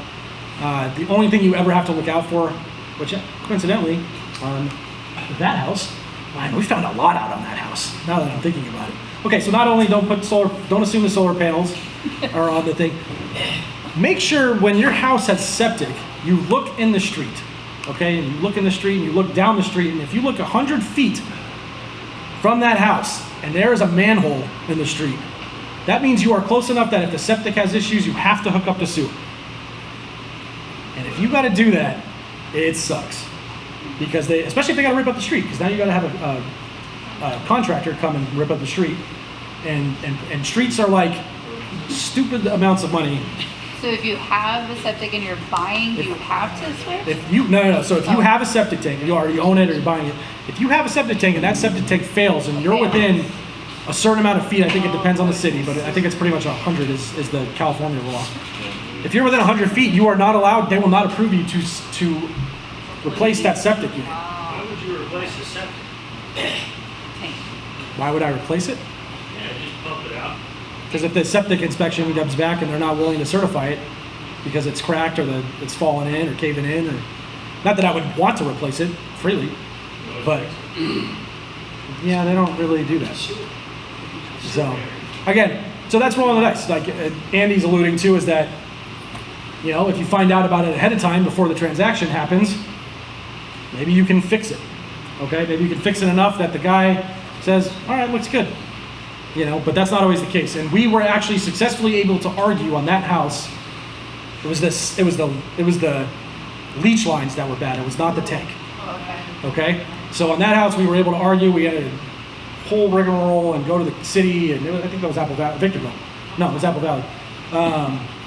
And do this whole rigmarole with the city that there is an exception in the law or whatever it is that as long as it's not a full replacement, that you can repair an existing septic tank, but you can only do it once or something. There's some small caveat, some freaking little tiny loophole that we found at the last minute, and we were somehow able to still make money on that property.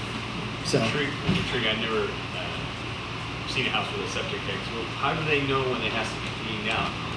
Generally, like, you're supposed to pump them every so Couple often. years. It's 4 to It 7 really years. depends on the, it really depends on the area, how many people are there, how many people are going to the bathroom in it. Like, there's a lot of factors, but generally, like, the leach lines will take care of that. So, like, it leaches into the lines. Oh, okay. And, you know, but you still have to pump it. You know, but we bought houses that they never pumped it. They lived there 20 years, they never pumped it. And that was actually the one with the deck that I'm missing. They hadn't ever pumped it. The hatch for the septic tank was 7 feet into the dirt, like the whole hillside, and so they dug down and they pumped it and certified it. They're still all working. So It has to do with how much soap they put in the damn thing. that has a factor too. So the poop. Yeah. There's all kinds of stuff. They'll take your all the poop. You could treat It's the it. darn soap and the chemicals they put in. That's what destroys the septic system. Yeah. I'm looking for a septic tank certifier for a new ADU. Anybody has a certifier? Somebody can check. We'll do haves and wants after. All right.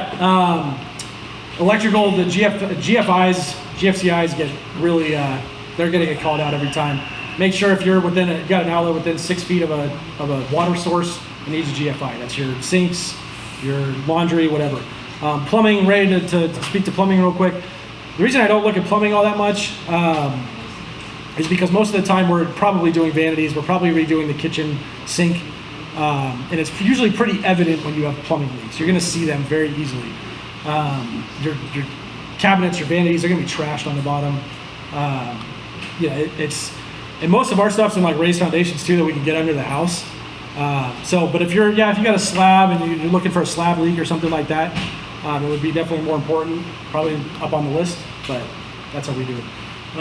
Kitchen, baths, flooring, fixtures, that's basically like an order of, like if you have a budget and your budget's $80,000, start at 1, work your way down, okay? If you get to the end and you're like dying and you don't have enough money for flooring, put some sheet vinyl in. It's $3.50 a square foot instead of, LVP or any type of Pergo or whatever. And to be honest, I think the last 6 or 7 flips we've done, we put sheet vinyl in, and it looks so much like real thing that nobody cares. So, and it's actually softer. So, and then fixtures, like 1 step up from contractor grade for most of this stuff. Like you don't have to go to the bottom of the barrel, but like you want to get a little bit, do something a little bit nicer. But you're not going for the, the brand name, like just get the Glacier Bay, stuff from Home Depot. Get the first one up from I think it's like, it says contractor or something grade. Like get the next one up. What's up, Mike? On the flooring, in the bathroom, in the kitchen, you can put tiles, is it worth it? For what? Put the tiles, is it So, in questions, if in bathrooms you put tile, is it worth it? I think it is. Now I worked for a company that made a tile bathroom board for 8 years. I saw a lot of bathrooms, so I lean towards it. At one time, I don't know if it's still the case. It doesn't seem like it. I feel like tile's gotten more expensive. But at one time, putting in those prefab things, like in a shower, aren't all that cheap. Like it's still a lot of labor to do. I mean, you could do it the right way, okay? You could do it the wrong way, probably cheaper. You see a lot of the ones in mobile homes where they just screw it right on top of the drywall. Like, it's not really what you're supposed to do. But, whatever. At one time, it was about a $500 difference for my guys to do a full tile surround and install a cheap, shower pan versus doing a prefab shower install. So I always went with the tile, even though we had to buy the tile. Like there was more like, labor-wise, it's probably like $1,000 more. I think it was worth it. So, because the showers all of our bathrooms probably look nicer than some of our kitchens. So, but I like a nice shower. So, I broke my own rule about it being my house. As far as paint, there's some paint colors on here. We do white walls, gray cabinets, flush mount. There's like this 13-inch flush mount pack from Home Depot that's color changing or temperature changing. So you can do whatever you want on there, depending on which color you have. They look great. They go up really easily. They're like $70 for 2 of them. They're in literally every single house that we have. All of our rentals, all of our flips. They're literally. I don't think we've bought a different ceiling light in the 6 years that I've been doing this. Okay, and if you want, the club has a sponsor, Bree. if you want to get a hold of her or talk to a different, designer, whoever you want. But they can put a package together for you pretty easily. I've been, telling my stepmom's a designer. I've been like trying to get her for years. Like just give me a list of like possible paint colors, possible trim colors, possible like vanities or whatever, like the matching tile that you like. And just give me a list, and then I can just hand that to my contractor. Never done it, but if you wanted to, make it easy. Exterior paint, same thing. We have like 4 different colors that we just rotate. I tend to stick to them. Every single one of those colors, there's probably been 5 or 6 houses at least that have been done in that color. As long as they're not next to each other across the street, or there's not another like black house right next door, it's pretty much on rotation. The black one is now on 3 houses. The green one is on like 7 or something like What that. about your pink one? We'll get to that. And then I use one trim color literally for like every single one of those. It's Whisper. Okay, not Whisper White, just Whisper. But it looks like white. Whisper White is a different color. So let's play a game with color real quick. I want to see a show of hands. So take a look at this. Take a couple, like 20 seconds to look at this. Everybody, take a look. Okay? You are the contractor. All right? You are the contractor. What color are you painting the house? White. Those of you that say Sonoran Desert, raise your hand. Interior, exterior. The outside of the house. Otherwise known as the body of the house. 2 painters. The first color. Who wants the first color? All right. Who thinks it's the last color? Mike, put your hand up. It's all right. My color. This is a test. Or not a test. It's not a test. This is a game. A game. I want to know because I'm working on my communication skills as well. So I want to make sure that Who thinks it's the second color? Oh, No, not like you already know. Who thinks it's the third color? So you think the third, the poncho is the one that's getting the color on the house? Okay. Why do you think that? I like it. But like if I was telling you likes as a it. contractor, if I was telling you as a contractor, And handed that to you. and I handed that to you, which color would you as the contractor be painting the house? I had to pick one of those 4. This is what? Can't assume. This is what? Cannot assume. Oh, it looks pretty good. All right. So to me, those are X'd out. The one that says body next to it is the body. And the one with trim next to it is the trim. I'm with you. Who agrees with Farrah? Yes. Yeah. Who sees something different? It's okay. Seriously. Who sees something different? Except for you. It's not okay for you. No, I'm just kidding. Basically, it's certain. Alfonso, which one? Yeah, no, I think you can interpret it both. All right. both ways. So the point of this, yes, Andy. Certain architecture. I respectfully disagree with all of you that didn't say that the top one is supposed to be the body. But it's okay, because this is a communication exercise as well as a game, and I just wanted to know. So, if you said the top one, you are correct on what it should have been. Okay. If you said the second one, you are correct. I think you're smoking crack. But if you are correct, I'm just kidding. But it did end up. Perfect. This is the one that got painted like The point of that was crazy cheap, right? This is what, 200? so one more time. Yeah, that's the other thing is the color's not even on the sheet. So What happened? You picked the wrong color code when they went to But pick once it you up, or spread it out, I was like, oh, I don't know. that's cool. I don't know. But so it ended. So I'm on a cruise ship in the Bahamas. And I get this call like, hey, we painted the house the wrong color. I was like, all right, well, how bad can it be? And he's like, I'm like, which one did you paint it? He's like the second one. And I look at the second one and I was like, oh, that's not that bad. All right, well, what's the problem? He's like, well, it came out like purple. And then he sent me like a bunch of pictures of it. And long story short, it grew on me. It looked better than brown. It was like one of those mix-ups that it actually ended up working out pretty well. This house, who likes the color? it pops like crazy. Who does not like the color? I guess it's not your house. My purple Grammy would like it. Okay, raise your hand. If you didn't like the color, raise your hand. If you didn't like the color, raise your hand. But No, if you did not like the color. For a first-time Okay. home buyer, they don't. I want that to be a lesson that it's not the house is not for you. Yep. Okay, so if this was the most popular selling color of houses, and you hated it, paint it that color. You want it to Okay, sell. if you hate gray, and gray was the most popular house, I think we did like 19 houses in gray between like 2017 and 2019, okay? If you hate gray, paint it gray. Like, find out what the color is that's popular and paint it that color. That house sold for $20,000 above asking, and we just sold this. This house sold 2 months ago, $20,000 over asking, and we had like 10 offers in the first weekend. And nobody Okay? ever said anything. And nobody said a thing about the color. They loved it. No one likes You know what? I would have never picked that color, but when So you no see it in people. that environment, it's looks perfect. great. Because the environment is so I flat. would have seen brown. So beige, brown everywhere. everywhere. Brown would have just You made see it the right in. dirt out This here. popped like a jewel.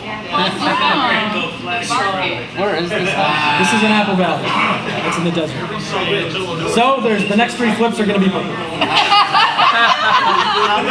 Change the color on that house like logo. How did they get to that color? How did that happen? They chose the second one. They chose the second one, and that's what it came With the out. X So the to thing it. with paint, this is the thing to keep in mind with paint, is that it never looks the way it does on the thing.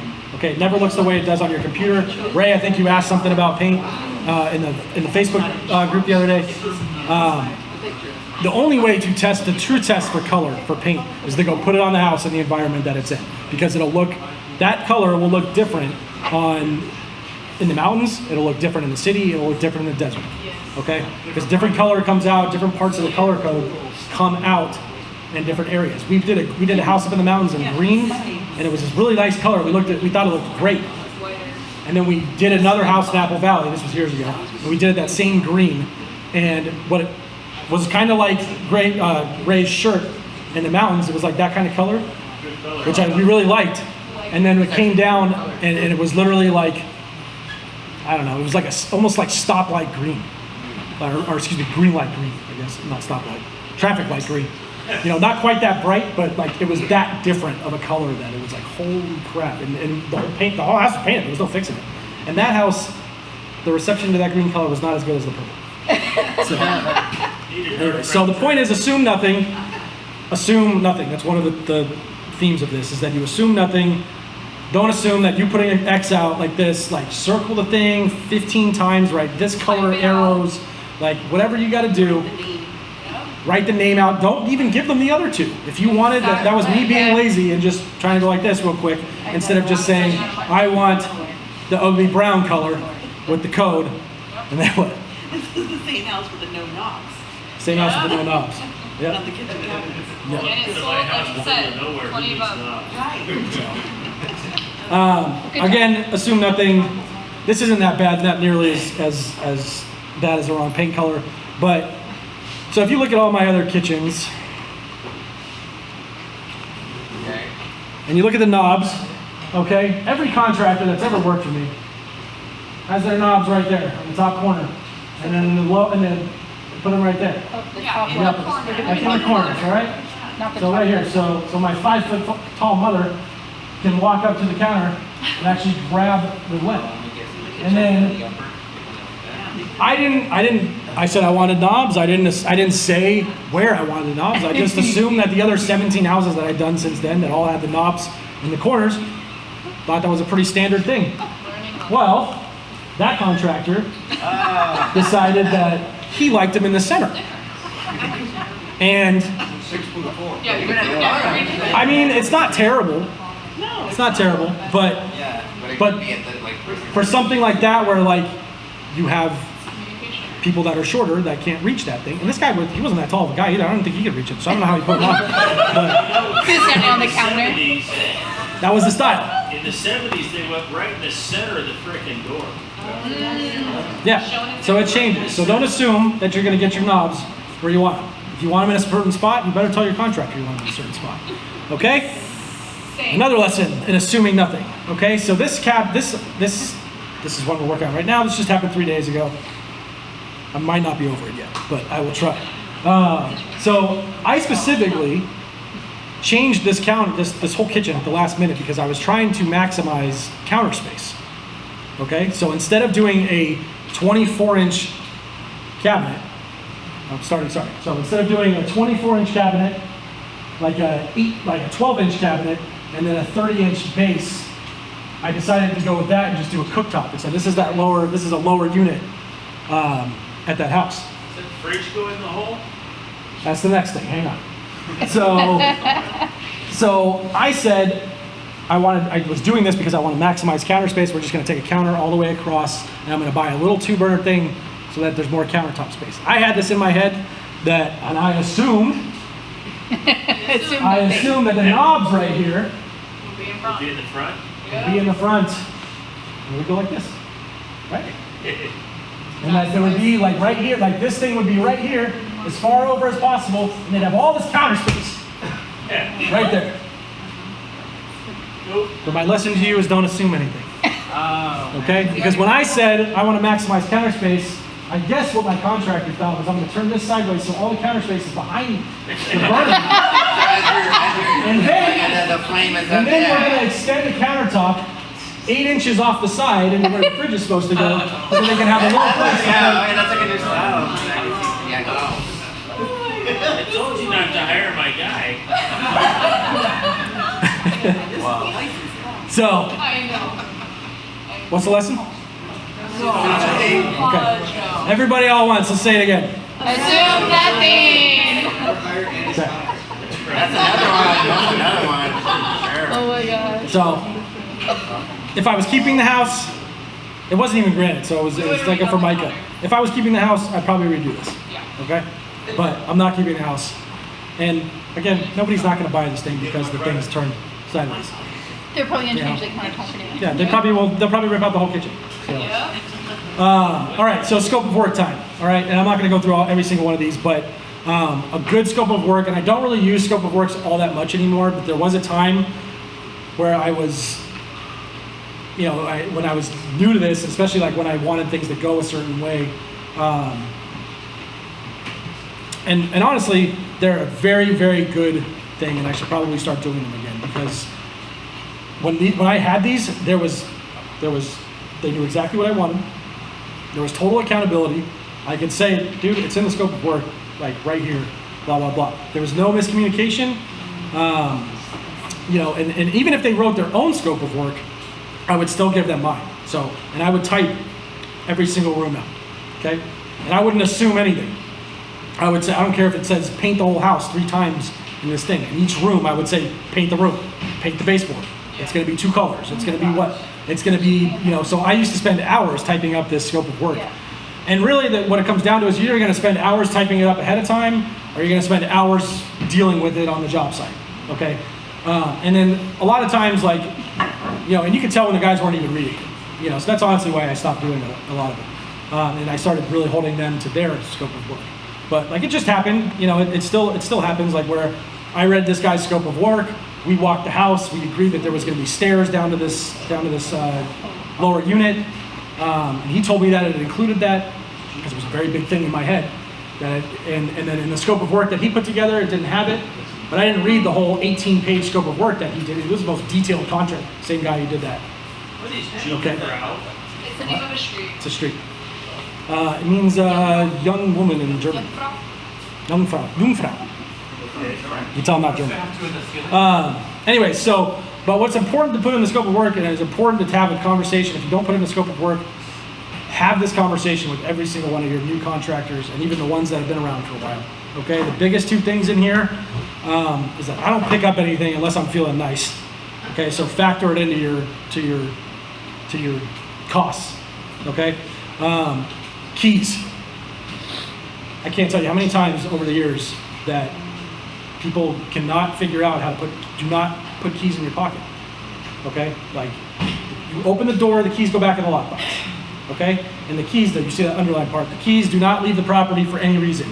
Any reason. Like, I don't care if you had a heart attack and they put you in the ambulance, you better take the keys out first. Before that, I'm just kidding. But like, just never put just it doesn't matter if you're going to lunch for 5 minutes or you're going down the street to grab something, and that 5 minutes is when somebody's going to show up that needed that key. Whether it was the gas company to come turn the gas, the water company, the inspector, whatever. Okay?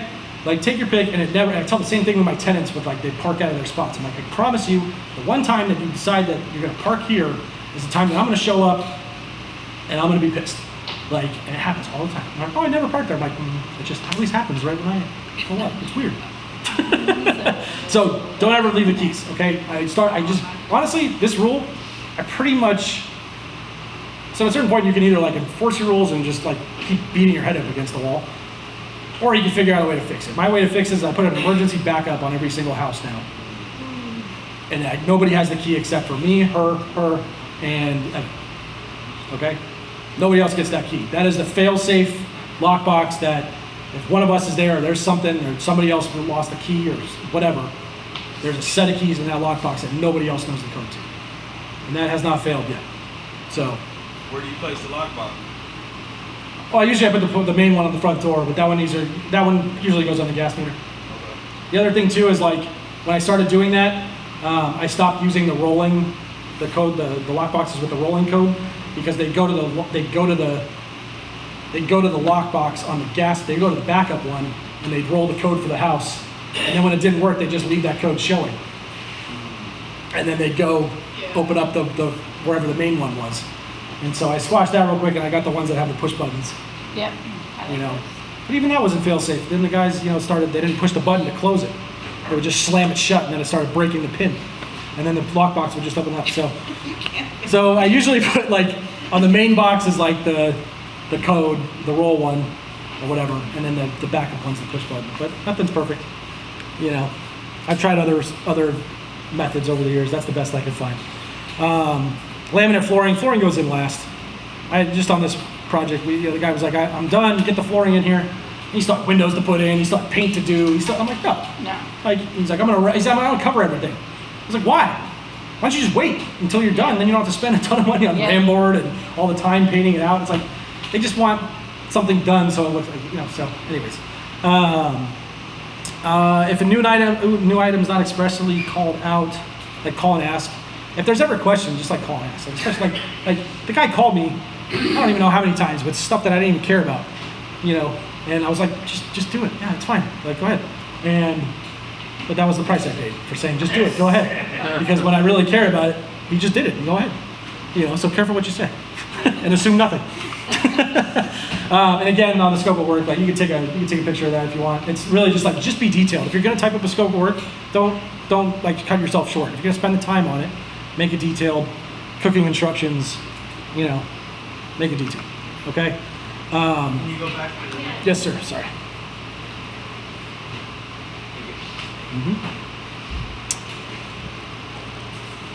On the note of contractors, I'll give you some common responses.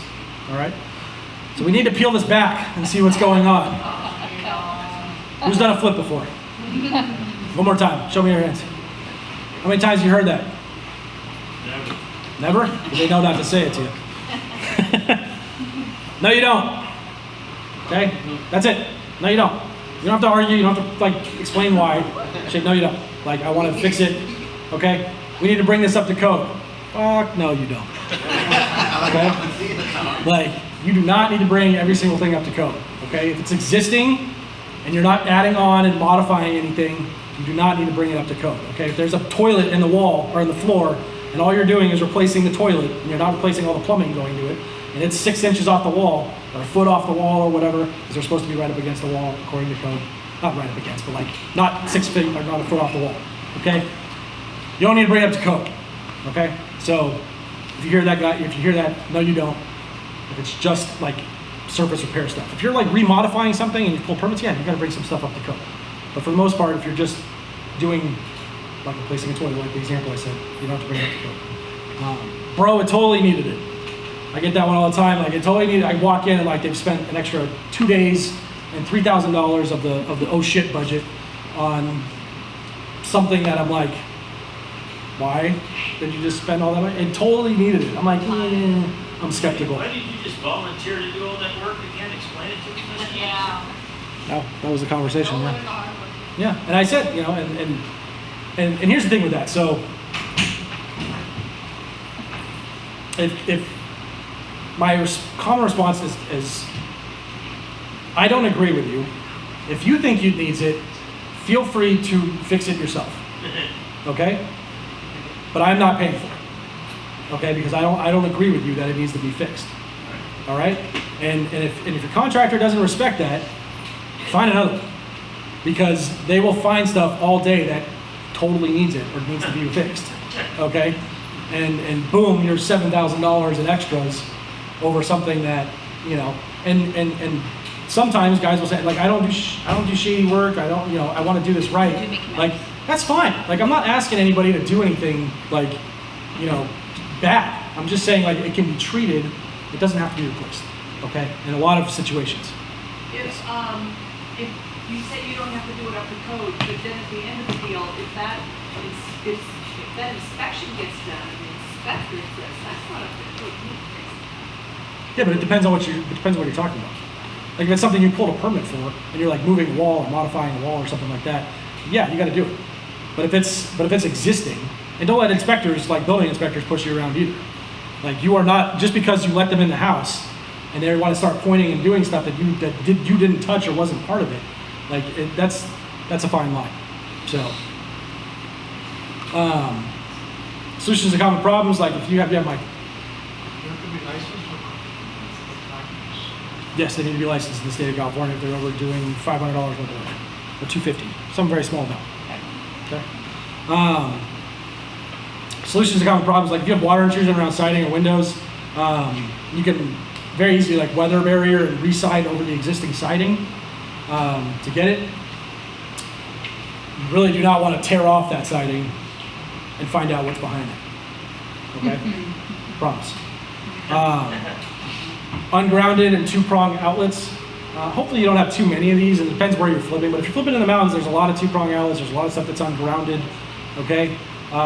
The fastest way to get around that, and it might look a little funny and people might go, why did you do that? Is put GFIs in every outlet that's not grounded. Okay, GFIs are self-grounding, they pass the test when the little inspector comes out and comes in with his little three-prong thing, and he goes like this, that thing will light up that it's grounded. Okay, and that's really all they're looking for. So, just keep that in mind. Uneven surfaces, self-leveling cement goes a long way, but be careful with it, it can get really heavy. So you don't want to create like a structural issue by using too much of it, okay? And carpet hides a lot. So you can double up on padding, you can combine self-leveling cement and carpet.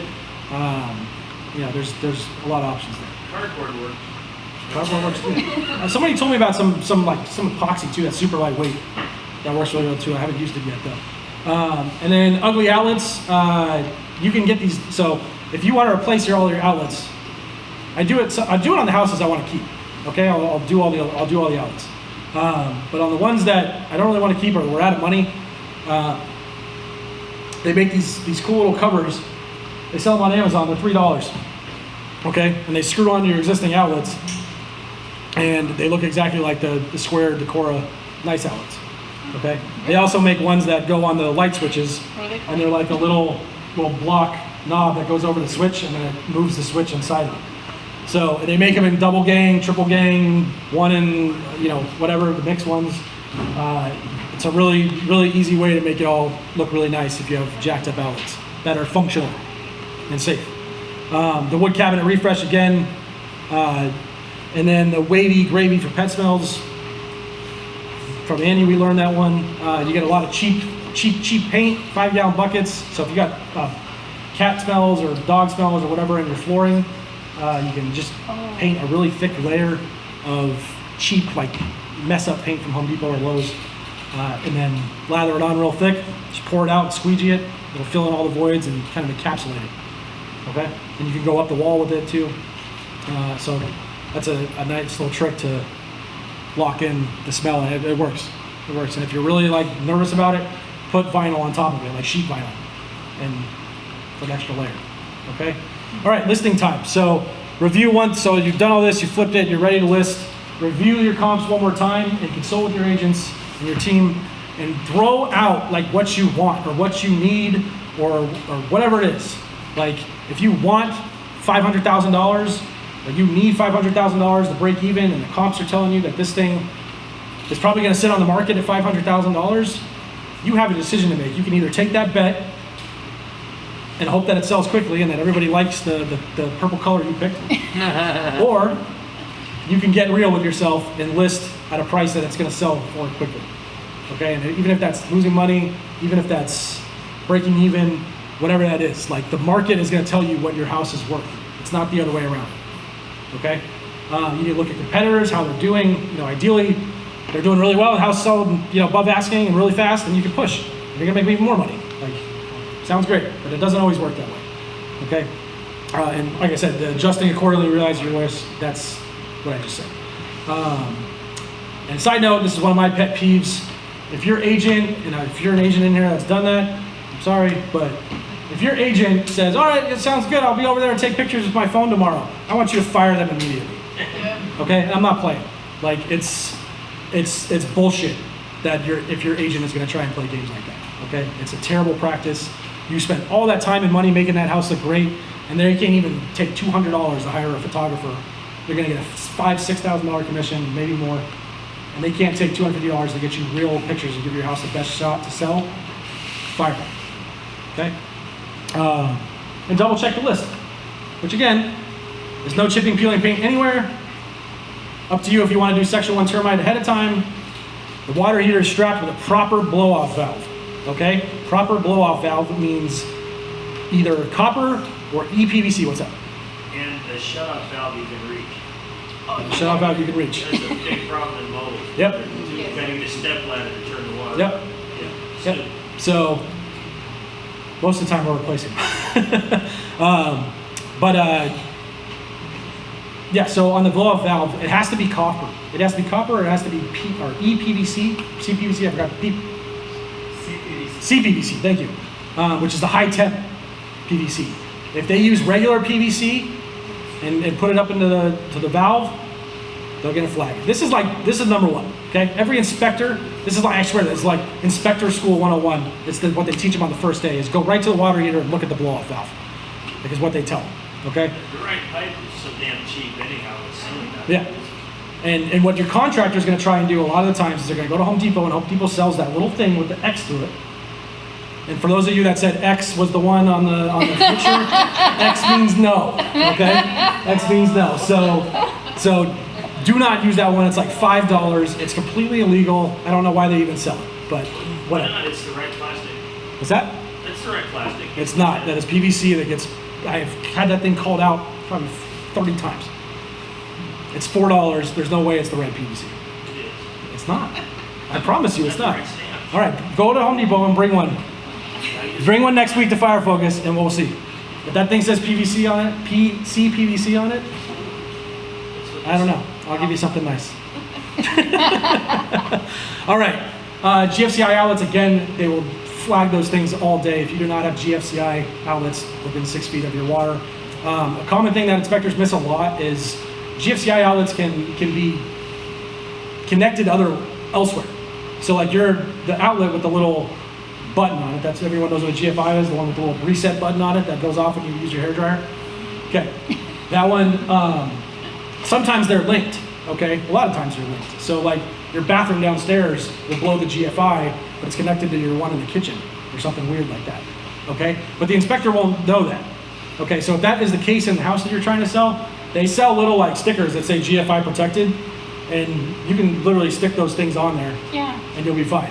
They're in the box with the darn device. Yeah.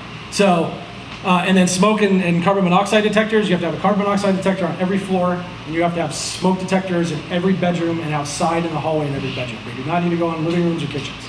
Okay, it's common misunderstanding, but they will check. They will absolutely check all this. The FHA inspector, the FHA appraiser, who's acting as an inspector, will look for all this stuff.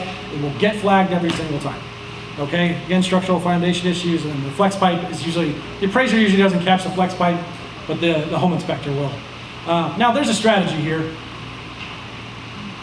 The inspector is being paid to find something, okay?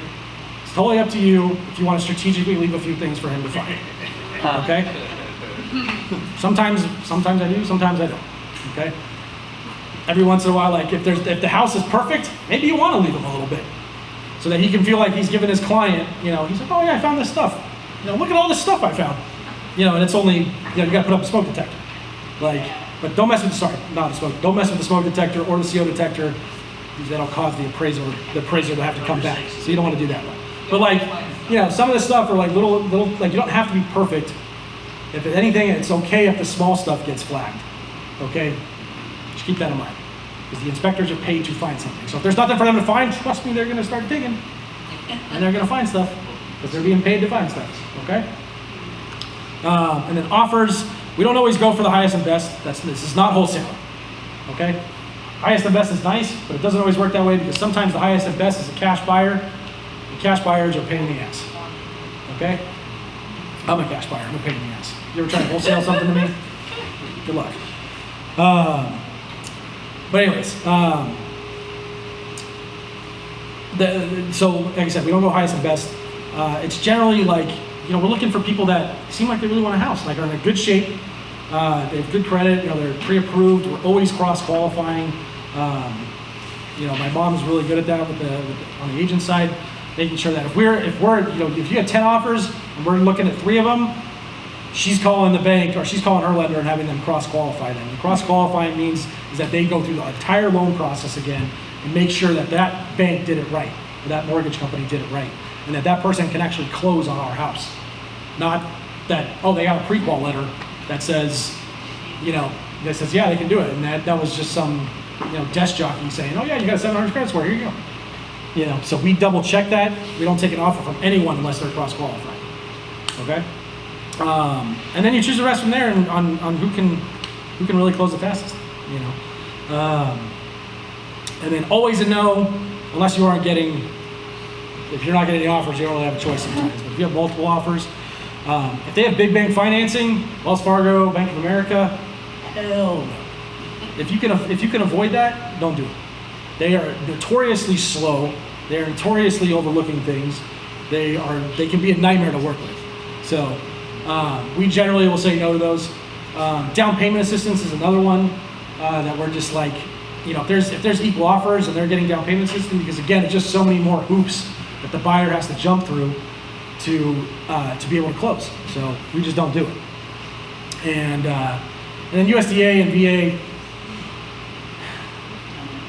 we've done it. We've done it a few times. If we don't have to, if there's other offers on the table, probably leaning towards not taking those. Because a lot of times they're even offering higher than asking, which sounds great, but then they want some fat credit back to be able to, because they want to pay part of their closing costs because they're zero down, they don't have any money, whatever. And the VA especially, I don't remember if it was USDA, but the VA especially, they are even stricter on their appraisals, so they'll start looking for stuff that even FHA won't look for, like earth to wood contact. What else? What else do they usually look for? They're the one, they have to have termite. They have to have termite clearance in the thing. So if you get hit with a big termite bill and you're on the USDA, that's what's going to happen. Okay? And then things to counter. This is when you were supposed to get the microphone. Things to counter. Section 1 termite, we already talked about that a little bit. Shorter inspection period, the buyer's agent's mistakes, and there was one other thing I was going to put in here.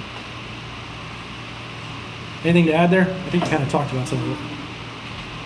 No, it's really, the contract is pretty straightforward now. They changed a lot of it, so it's all Even pretty like- grid.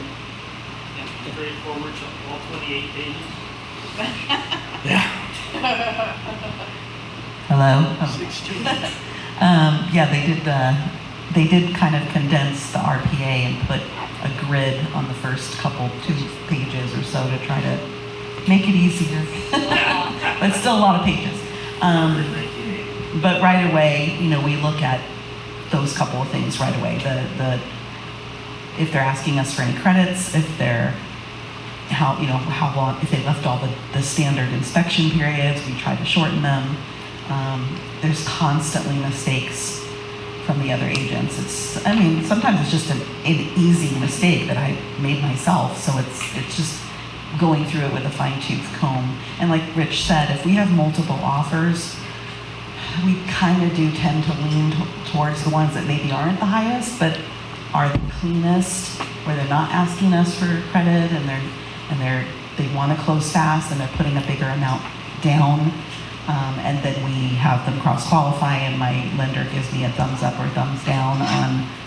They don't have to necessarily go through a whole process again, but my lender will look at their lender's package which has to have everything, credit scores, paycheck stubs, bank statements. Like, we're not just gonna take anybody's word for it that they're pre-qualified. So, but I can't think of anything else. The termite thing we already talked about. Okay. Yeah, that's pretty much it. What? Yeah, we try to shorten everything for the contingencies, the inspection period, the loan, and the appraisal period. Or like Rich said, we put a limit on it. If we do leave something in, we try to limit, termite if like up to $1,000 or something like that. But lately, thank you. That was it. I was like, if there's one other thing, you just said the limits. The limits. Why is that? Well, because once you agree to something as the seller, you're going to be paying it no matter what. So if you agree to termite clearance and it comes out to be $10,000, there's no way I'm going to not protect us or my sellers by putting a limit on that right up front. We're never going to agree to the unknown, ever. I mean, that's just for me as an agent for anybody. Like, we would never agree to an unknown number.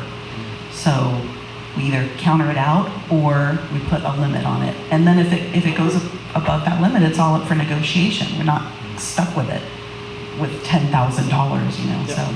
Yeah, what you said is very important. So it's up for negotiation. So if you say, it's very important that I want to put in there. If you say, like you just said, if you agree to Section 1 termite, or if you agree to on a septic inspection that you're going to get septic clearance, or you're going to get a roof cert, or anything, and you don't put a dollar amount limit on that, when they come, you are contractually, legally bound to follow through that and sell them the house and fix what you agreed to sell. Now, sure, you could back out and risk a lawsuit, but as far as that contract's concerned, you absolutely have to do that. So so we put it, like you said, you put a limit on it, whether it's $500, $1,000, $1,500, $2,000, whatever you're comfortable with, put a limit on it, and then that opens negotiations up again. And I always talk to the other agent. So I tell them, like, we're not trying to get out of it or out of paying it. We just don't want to agree to something that we don't know the price of. So we'll limit it or we'll take it out, but we will absolutely negotiate with you if it comes up in an inspection. We're not going to try to back out of the deal. We would try to negotiate it. We just don't want to agree to it up front without a number. Exactly. So, and that negotiation gives you like bargaining power too. So, if they really want the house, you're going to know. Like if there's some, Section 2 termites, $4,000, and they're like, well, you want you to do that? Well, no. Same. So on that note too, with cash buyers, I know they sound great. If you have multiple offers on the table, I would advise you not to take the cash offer. And again, I'm not a legal expert or anything like that. I'm not all the advice up here. I forgot to do the disclaimer. I'm just my opinion, but I wouldn't take a cash offer if you have multiple offers on the table. If it's all you got, you got to go with it. But the cash offer, the cash people, the cash buyers typically are the people that they're going to offer you lower, or they might even offer you a little bit higher. But then when it's time to close, and they have all those inspections, and they're like, see? Look at all the things that are wrong with your house. I want $20,000 off. Well, see all the things It literally goes like that every time. What? You say no, see all the things that are wrong with your house. So that's typically what we've seen happen with cash buyers. We've probably had, we haven't really had that many of them, maybe like 2 or 3 over the years. Every single one of them has done that to us. So, and in that moment, sometimes we've taken it. We've also told them to get lost. So, what if it doesn't sell right away? No showings. If you're not getting showings, you got to drop the price. If you're getting a lot of showings, you're not getting offers, you got to drop the price. If you've been on the market longer than a couple months, and you have a really low offer, it's time to get real with yourself. You got to figure it out. Because that low offer might be the highest offer you're ever going to get. Yeah. Okay?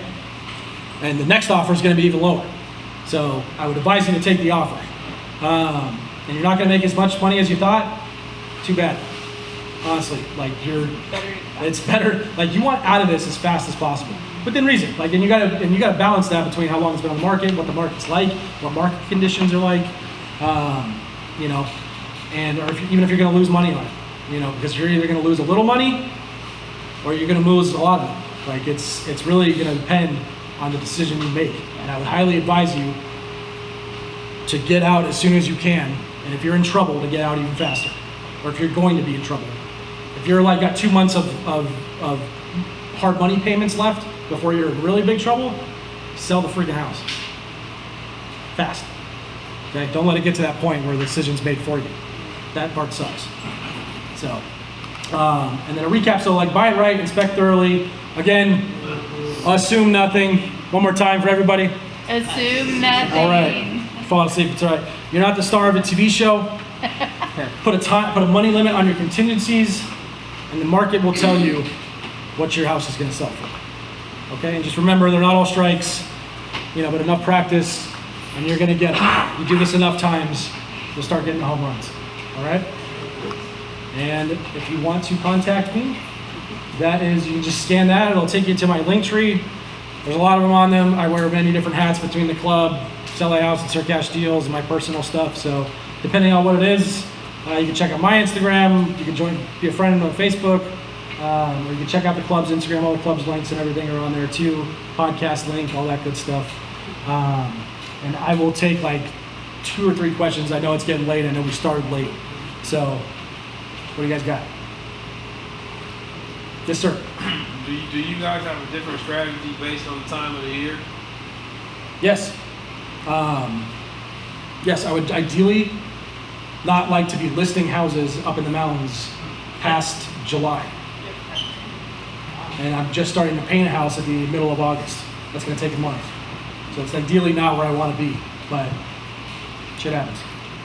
What about in the general areas of like Taylor and Empire? Not really. I mean, it's SoCal, so you don't really have to worry about like weather all that much. I mean, obviously like January, February, and March are like the slowest times of the year, so I probably wouldn't try to list right then.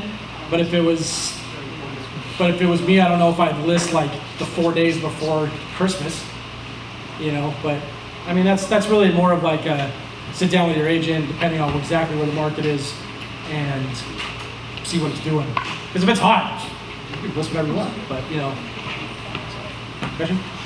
I just bought my very first flip from this group. Awesome. In February. Who'd you buy it from? Luis. Luis? Luis in Berlin. Cool. We gotta get you guys on the board. I could not get up to the mountains for 6 weeks. So that was an issue. Well, the reverse, I was up there already, and I couldn't get down the mountain for 6 weeks. So you should have called me. I could have, not done anything because I couldn't get out of my house. Deed in my hand. You have a deed in your hand? I had the deed in my hand, and I was at Waterman Canyon, and there was a stopper there, the guy, and I said, I have the deed in my hand. And he looks at me and he goes, do you live here? And I went, no. Gretchen. That's all right. You probably didn't want to come up there. It was a shit show. All right, other questions? Yes, sir. So Rich, of all the different classes of jobs that are part of this flip, all the manual jobs, how many do you yourself get involved in it, if any, and As far as swinging the hammer? Okay, so the question was, as far as all the things that happen in the flips, like how much do I physically do? Is that right? Very little. Very little. If I'm picking up the hammer, that means I've not done my job properly. Because if I pick up the hammer on 7 different flips and 7 different jobs, we're losing money. I used to, for a little while, I thought it was a good idea for me to clean the houses myself so I could see all the shit that my guys missed. Don't do that. That's the quickest way to losing your money. Okay, because we'll see everything your guys missed, and then you'll end up fixing it. Because they've already left, they already got paid. And they're not coming back. So, don't do that. Does that answer the question? Yeah? All right. So, yeah, Mike. So when you buy a house, what's your criteria? How long it has to be? When I'm buying a house? When you're buying a person? It needs the pencil. That's the quick answer. There's a whole, I could talk for hours about how to buy one. So, it just needs the pencil. What's your criteria? Generally, I do the regular thing that everybody else does. What I think I could sell it for times 70% minus the rehab. If it pencils at that number or it gets somewhat kind of close to that, I'll look at it more. If it doesn't, I just move on with my day. So, one more. What's up, Ray? How much in advice on photographers finding them and stuff? Advice on photographers? Yeah, how much do you pay them? How do you find them? That's probably a better question for her. 200 to 300. Yeah, 200 or 300. Yeah, 300, yeah, if you want drone shots, it's more. One's for the high desert, I have ones for the mountains, I have Is that with drone shots? with drone, Yeah, 200, 300. Like drones don't really like get the premium that they used to get. But I do it in the mountains. But they do 'em- Especially if we've done a new roof. then I Yeah, do we do a new roof, get drone shots. They look really nice.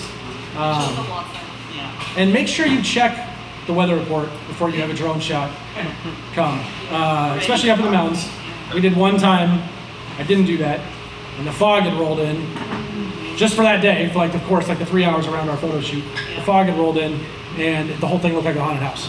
So don't do that. But that's all I got for tonight, guys. I'll be here, well, I'll hang out, but as far as pictures go, or excuse me, questions, I will be up here. So I hope you enjoyed it. I know we went over it. Thanks for being patient with the food. And we'll see you next week for Andy and Goodman.